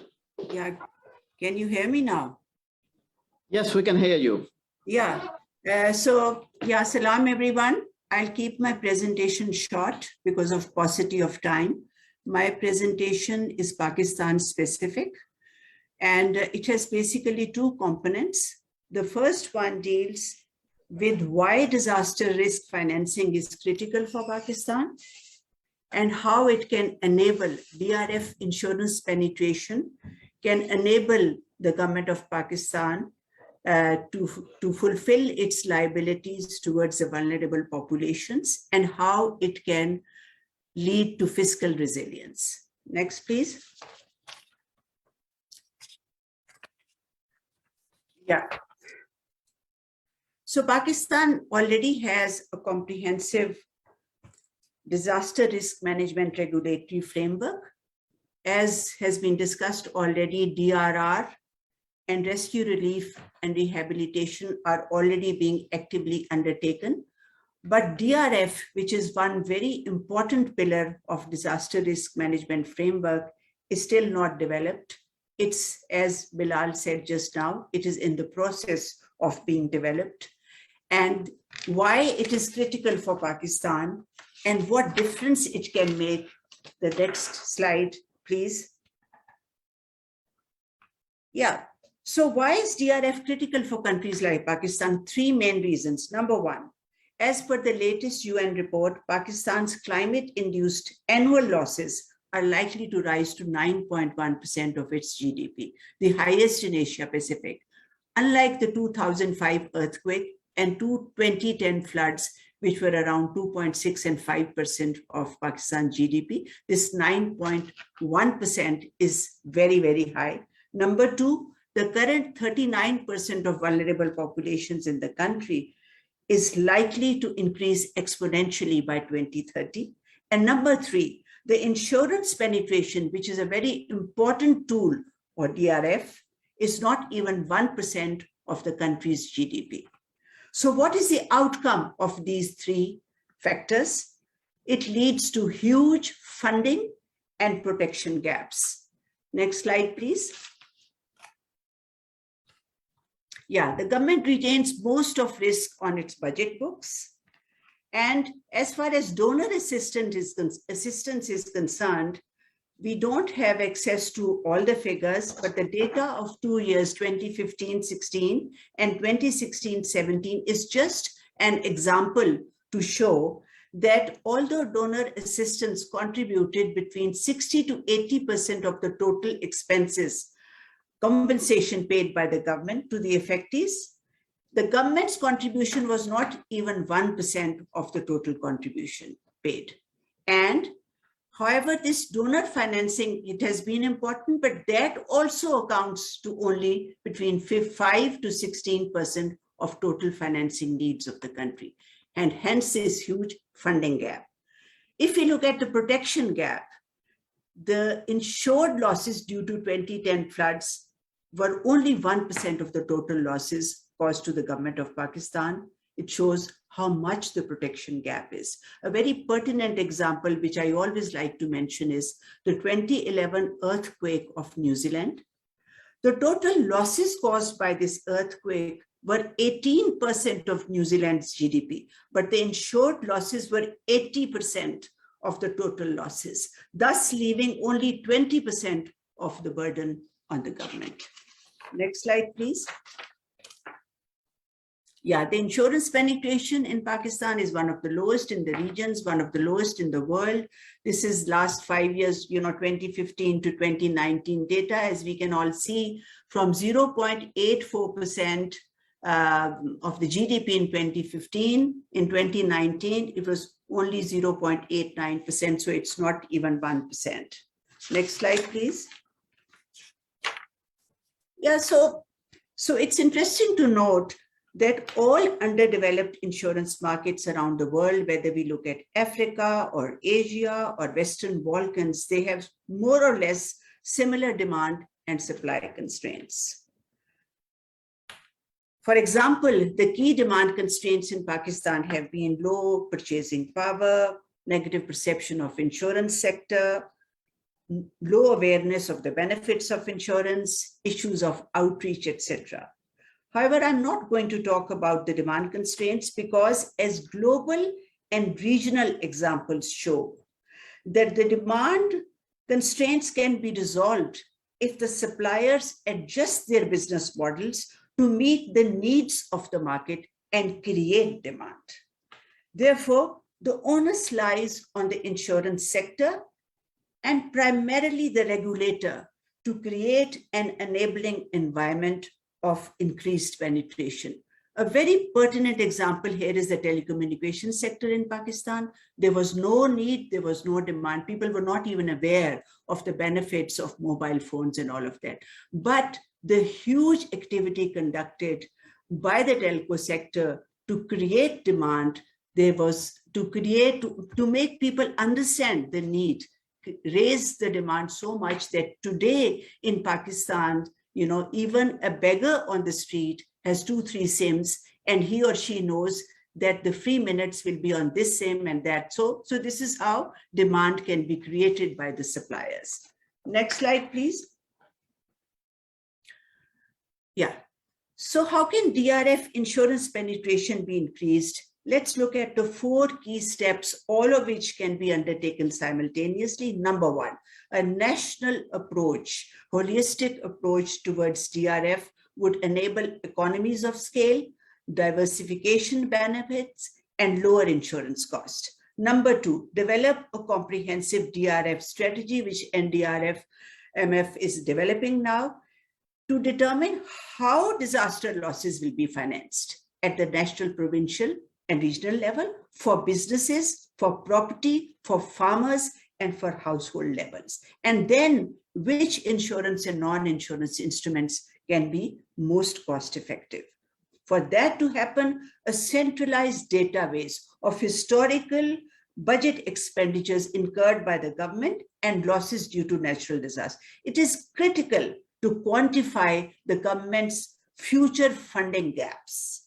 And then, last but not the least, catastrophe risk modeling of data has to be done on hazard, exposure, vulnerability, coping capacity, but there has to be a single risk database which enables international reinsurers and local insurers to develop risk models. Next, please. Yeah, the role of SCCP is extremely important because the role of a regulator in an underpenetrated market is very different from that of a mature market. Other than supervision and monitoring, the regulator has to enable, handhold, facilitate, lead, and steer the sector's vision and transition from an outdated conservative approach to a dynamic futuristic model. And hence, the SCCP could finance the development of catastrophe modeling. They can transfer, distribute, conduct training sessions for the insurance companies, also support public awareness campaigns. And extremely important, we are still on a minimum capital requirement, which is fixed.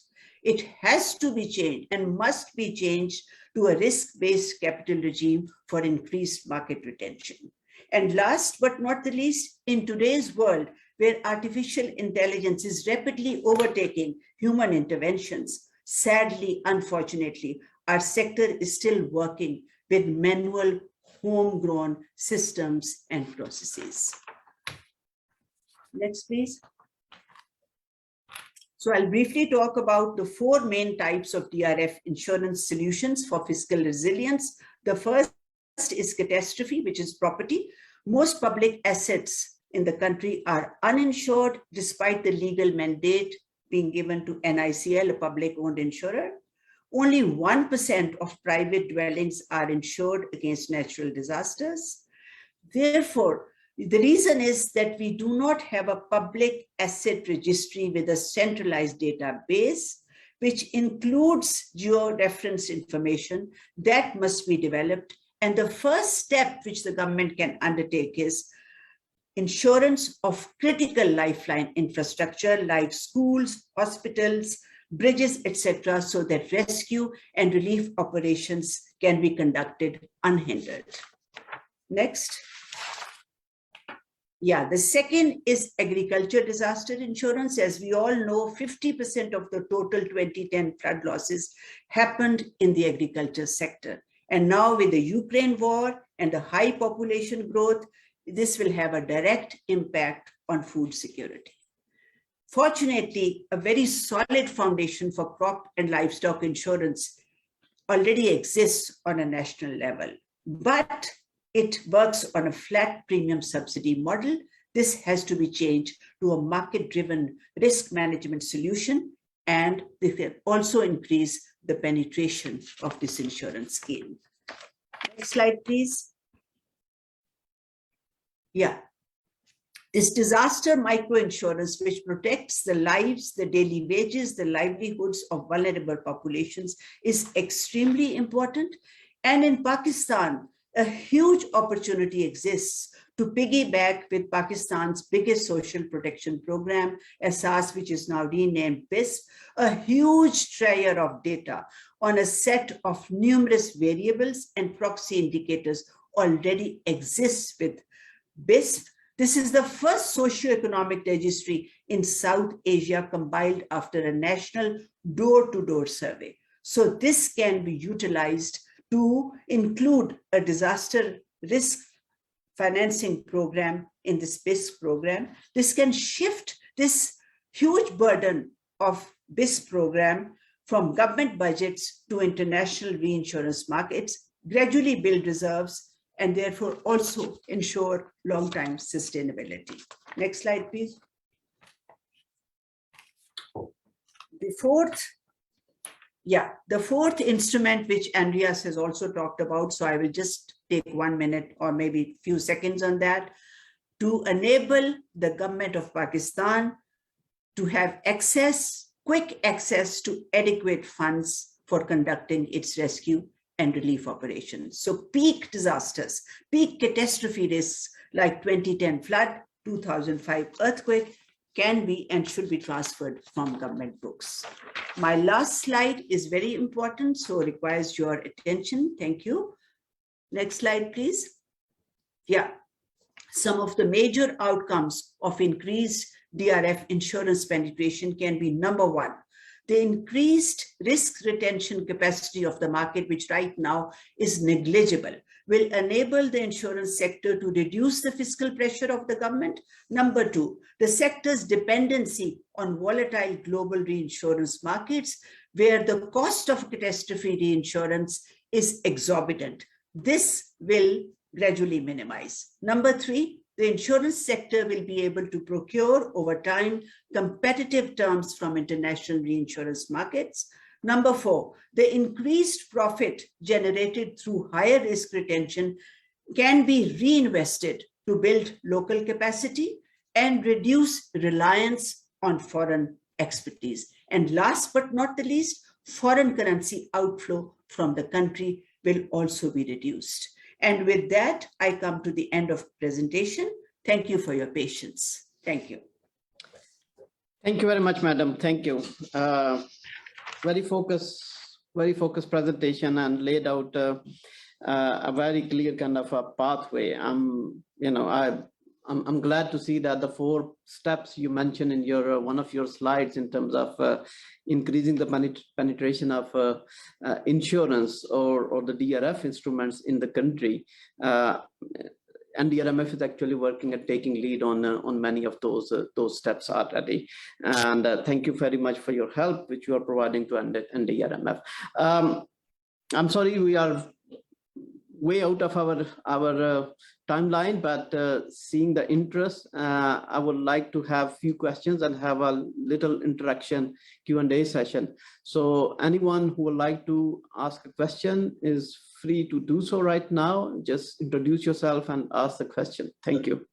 Sir, this is PDMA Balochistan. Please go ahead. Yes. So thank you very much for giving me the opportunities to ask the questions. My question is, sir, that you know that the PDMA Balochistan, with the support of the UNDP, recently has developed the school safety guidelines for the coastal areas of the Balochistan, and you know that there is the dire need to cope with any unforced situations, and the people need awareness in terms of the safety. And I want to ask that what is the NDRFM or the ADB policies, and how they can provide us the assistance to make the public or the government infrastructure resilient. Thank you. Thank you very much. Okay, I guess that question is directed to NDRMF, but let me take a few more questions. Hello, Sir Bilal. This is Dr. Raza from the Philippines. I'm the senior advisor of the Quezon City government. And I was listening Andrea Bullman, and I have also sent him a message. I'm much interested in his slide on city risk pooling. As I have worked with the Punjab government and prepared 19 district plans, which also spell out at the end the financing mechanisms. So I think so that disaster risk pooling, which has done by the Philippines, is a very good example, can be replicated in Pakistan at district level. So that is number one. Number two is that, is there any province which is using probabilistic approach in assessing the damages or estimating the damages either through the earthquake intensity or flood intensities? As long as I concern working with the Punjab government, I haven't seen any probabilistic approach that was done based on the intensity of the disaster that we can say how much damage can be incurred by a 6 magnitude earthquake or 7 magnitude earthquake. Thank you.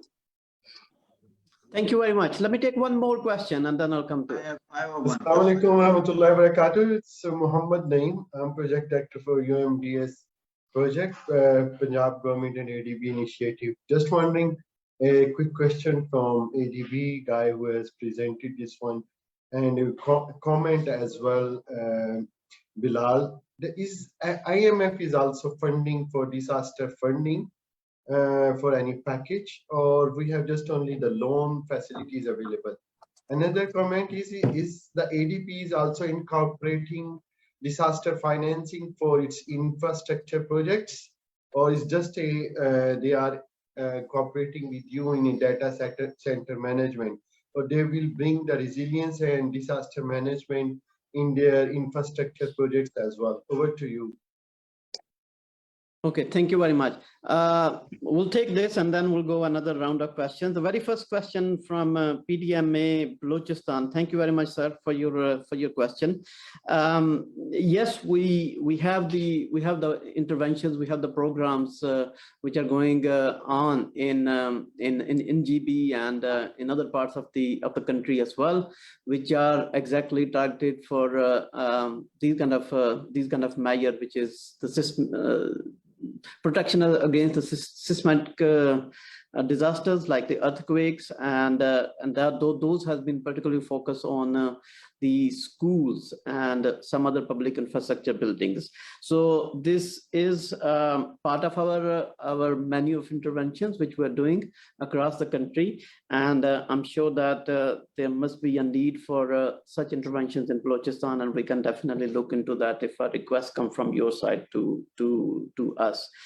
ADB is I think if there is a representative from ADB who might want to respond to that, whether they do provide assistance. So they do, as part of their larger infrastructure investment, is the DRF is part of that or not.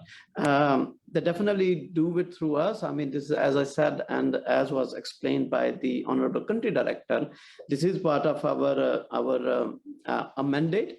And we do undertake these kind of measures for, and we are going to be undertaking these kind of measures and strengthening ourselves in this direction in the coming years. I think Muhammad Naeem from Punjab, IMF also funding. Yes, every other multilateral agency have dedicated funding for disaster, climate finance, climate change, and similarly other kind of areas. I know IMF is funding, but they are not part of the NDRMF financing and capitalization program, at least so far. And we might want to approach to them. It's a combination of, again, it's a combination of financing instruments and the capitalization instruments on which NDRMF is operating, both loan as well as some grants as well. We are trying our best to enhance the share of our grant, the grant funding, but so far it's largely on a loan funding coming from ADB and World Bank and few other donors. We have Dr. Farouk, who is from Sparco. He might want to just chip in for probabilistic approach in terms of intensity of disasters and whether any of the provinces undertaking this kind of approach. Darsa? Thank you. Thank you. Could you please hear me clearly? Yes, we can. Okay. Thank you much for the invitation. Surely the probabilistic context is should consider under the NatCat model project. So under the National Catastrophic Modeling Project, so we call it in short the NatCat. It will assess the flood, drought, cyclone under the hydrometeorological hazard umbrella and the seismic hazard, particularly the earthquake, in a probabilistic manner. So later on, these data, and this for sure, all these data sets will be assessed at the national level against a very many magnitudes and frequencies as per the international standards. Following the hazard assessment in a probabilistic context, we are now currently preparing the exposure database. And after that, we will assess the vulnerability using the vulnerability functions. Using the vulnerability function and the exposure and the hazard, then we will come up with the loss and finally with the quantitative risk assessment, so that such database can be used on a national level, not only for the insurance industry, but as well as the information in the form of the exposed element at risk can be used by the planning and development for consideration of the future investment in the DRR. If there are any other question, I'm available. Thank you. Dr. Farouk, can I ask you a very simple question? You say at the national level, but what about the district level? Do our Sparco data will confirm that the district level, we can identify the critical structure as per Ms. Nasreen, that she said they want to ensure that critical structure like school, hospitals. Do your data support the local level, I mean district level critical structure? Tell us that if there is a earthquake of magnitude 8, how many % of a certain critical structure will be damaged, so that got your question. Use in decision making. Yeah, the information by national level, we are covering the whole Pakistan, and the information will be made available at the Tehsil level. So for sure, we will look into the exposed school and hospital in the road infrastructures. In addition to that, we will also look into the population which can be potentially affected by a certain earthquake. We will look into the day-night population as well, so that how many can be affected, God forbid, if there is an earthquake of magnitude 8 or something like that. So for sure, the information will be made available at the Tehsil levels, but the hazard assessment covers the whole nations, the whole country. Thank you very much. So we have, let's take one more round of questions. So we have Mr. Imdad Hussain PND, AJK, Ahmed Jawad, and maybe few others. I can begin. Thank you very much to NDRMF for organizing such a wonderful webinar on this extremely relevant and important topic. I want to thank all the esteemed speakers for enlightening us with their views, and of course NDRMF for providing us with the platform. I'm Ahmed Jawad. I'm a senior manager with Integrity Global. We are a research and development consulting firm here in Islamabad. I'll keep myself brief. I have one observation and one question. The observation first, Senator Rahman in her pre-recorded message and other esteemed panelists too, have emphasized the importance of robust scientific data to understand disasters and other associated hazards with climate change. This is really reassuring to hear that evidence-based policymaking is thought to be the way forward. As Mr. Bilal Anwar pointed out, Pakistan is at a crossroads and we must make important choices and make them soon.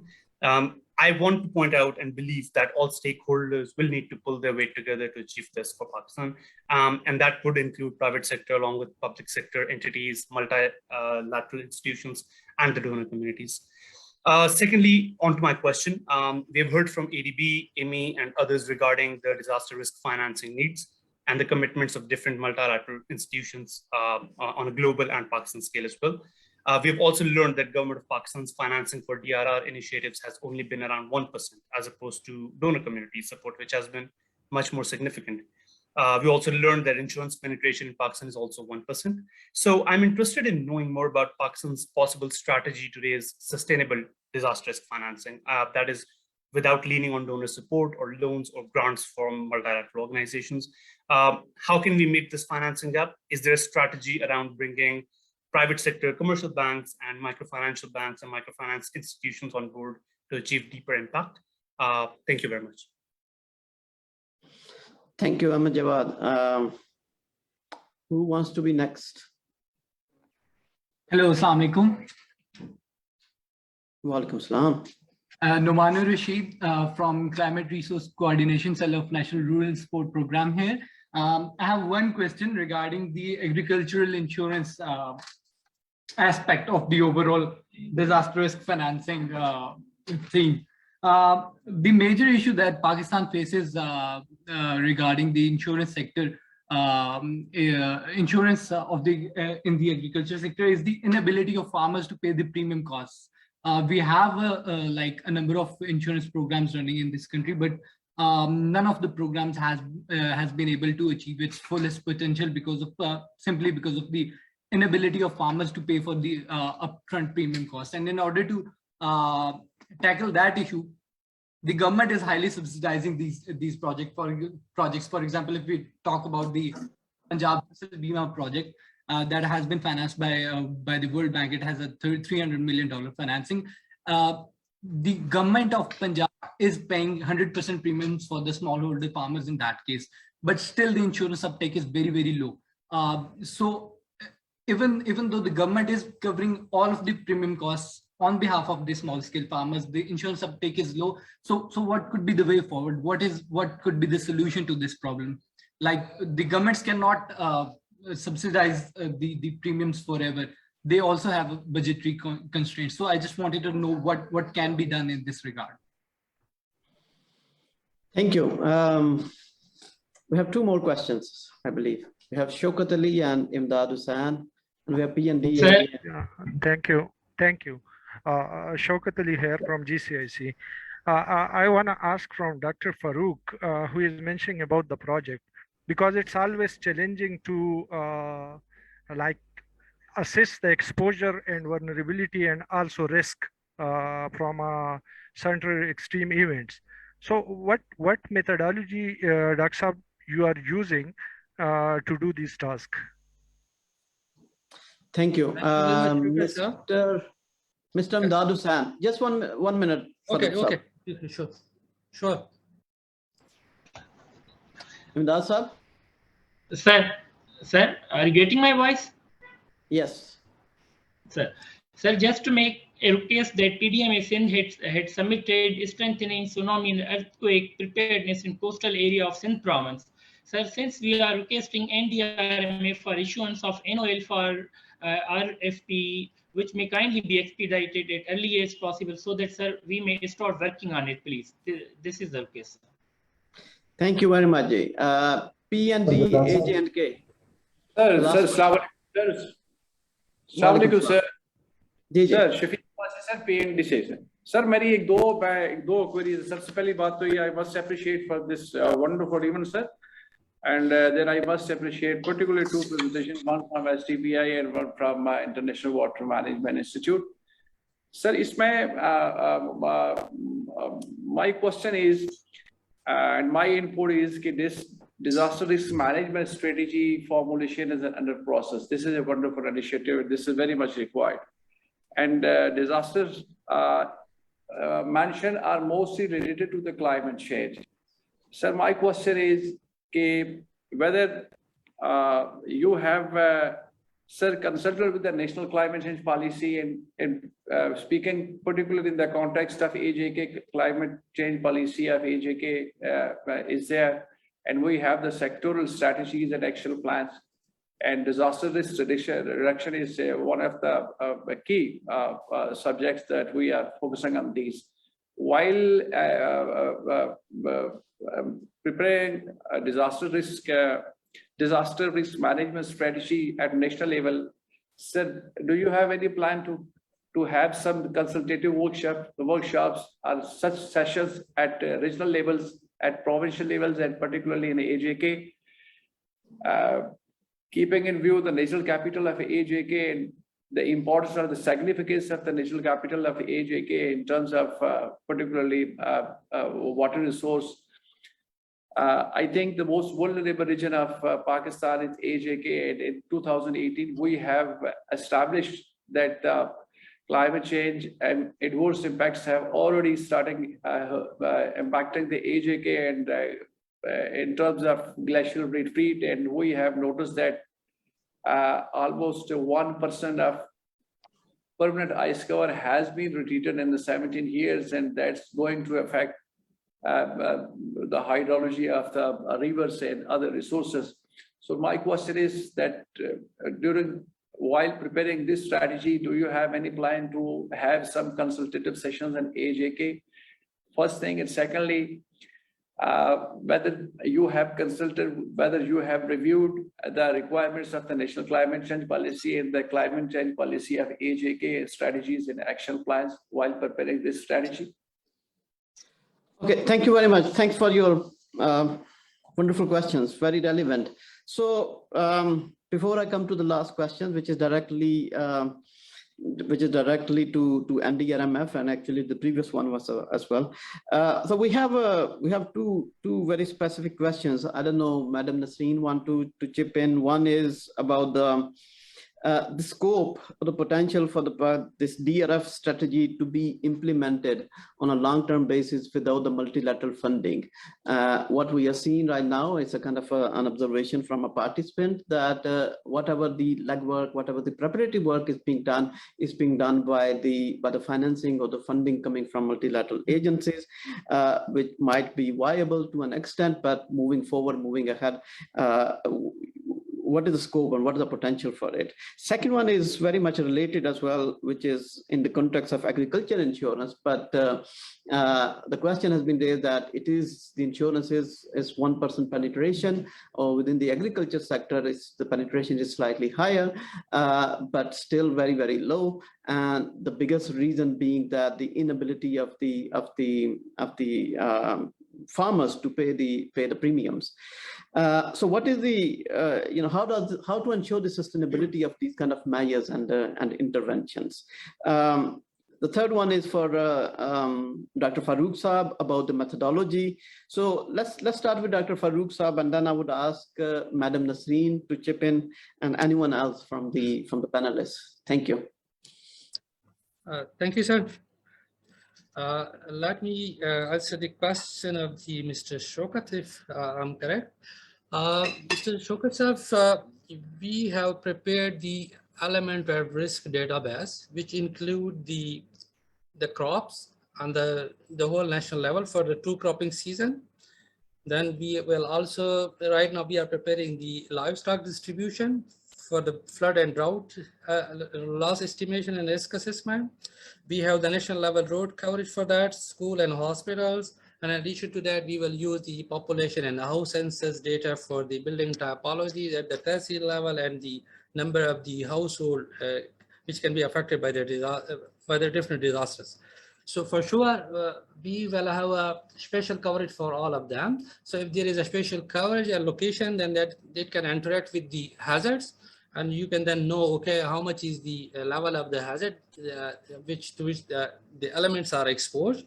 Then we will use the vulnerability functions. Like for example, we will check the behavior of the building against the flood depth for a particular durations, and then we will see, okay, which type of the building can sustain for how long against any type of the flood velocity or a depth.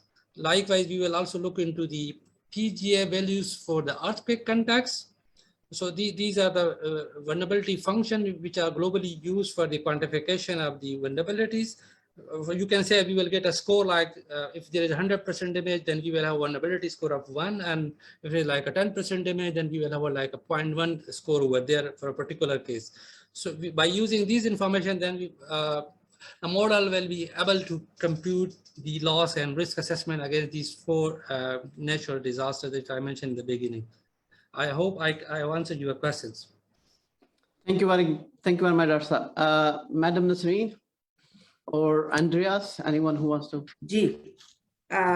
First of all, the question about the SMART program, which has completed 5 years in Punjab, and why it was totally dependent on subsidy and why nobody wants to contribute or buy from their own money. You know, it's so obvious. If you give them a product, an off-the-shelf product, which they do not need, they will never want to spend money to buy this product. A product has to be developed. It's not a push strategy, but a pull strategy. Whatever the needs of the small farmers are, they have to be met to create a need-based product, number one. And then, of course, agriculture will always need some support from the government, but premium subsidy is a bottomless pit.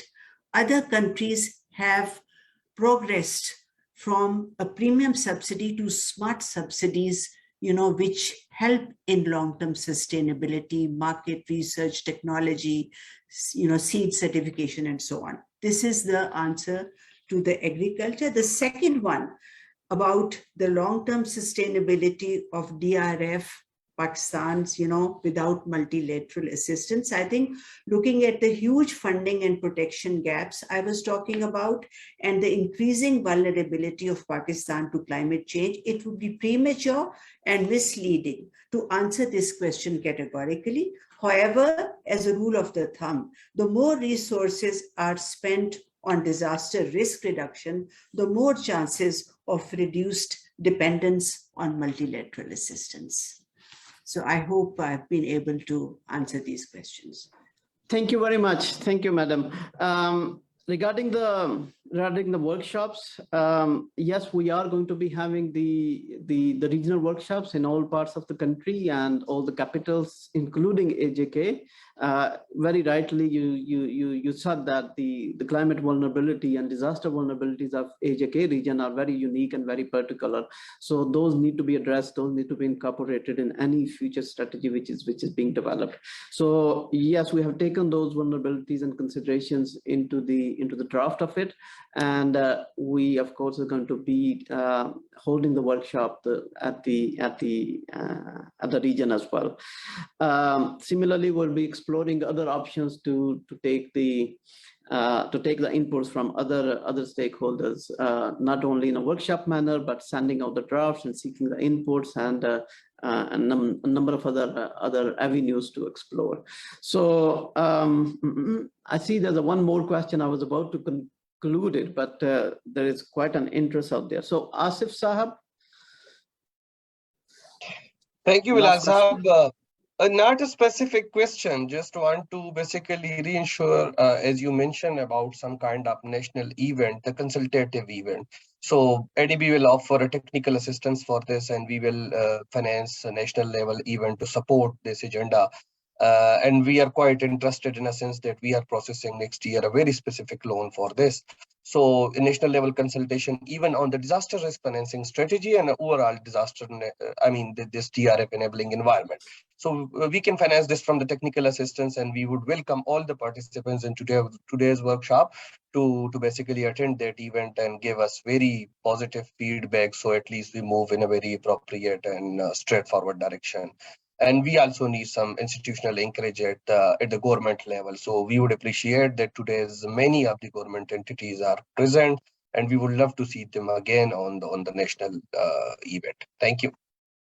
Thank you very much. Thank you. Very timely, Asif, and very focused intervention. So thank you for reassuring the support for national level workshop. And this is the kind of support we expect from ADB. And we are going to make sure that the consideration and input from all the stakeholders are fully taken into consideration. Thank you very much. We are way beyond our time limits, and I see that the number of participants are still sticking around. That basically shows the interest in this activity. And NDRMF webinars, this is only the second webinar actually, are becoming quite a buzz out there in the virtual space. We are very much excited, and we thank you, all of you, for your participation. Our next webinar is again on a similar topic. So this is part of our activities and initiatives in terms of building a community of practitioners and seeking their inputs and having them involved in our work. So I've seen a number of questions in the chat box. Very relevant question, but one question was whether the presentations are going to be shared. So the answer is yes. I think my extremely capable staff is telling me that they have already been shared. And we are going to create a small corner on our website as well, where this is the recording of these webinars and the presentations are going to be permanently available there. In addition to that, we'll be generating a short report of this particular webinar, seeing the interest, seeing the valuable inputs which are coming through, and we'll be sharing that report with the participants as well. Thank you very much, all of you, and have a wonderful rest of the day.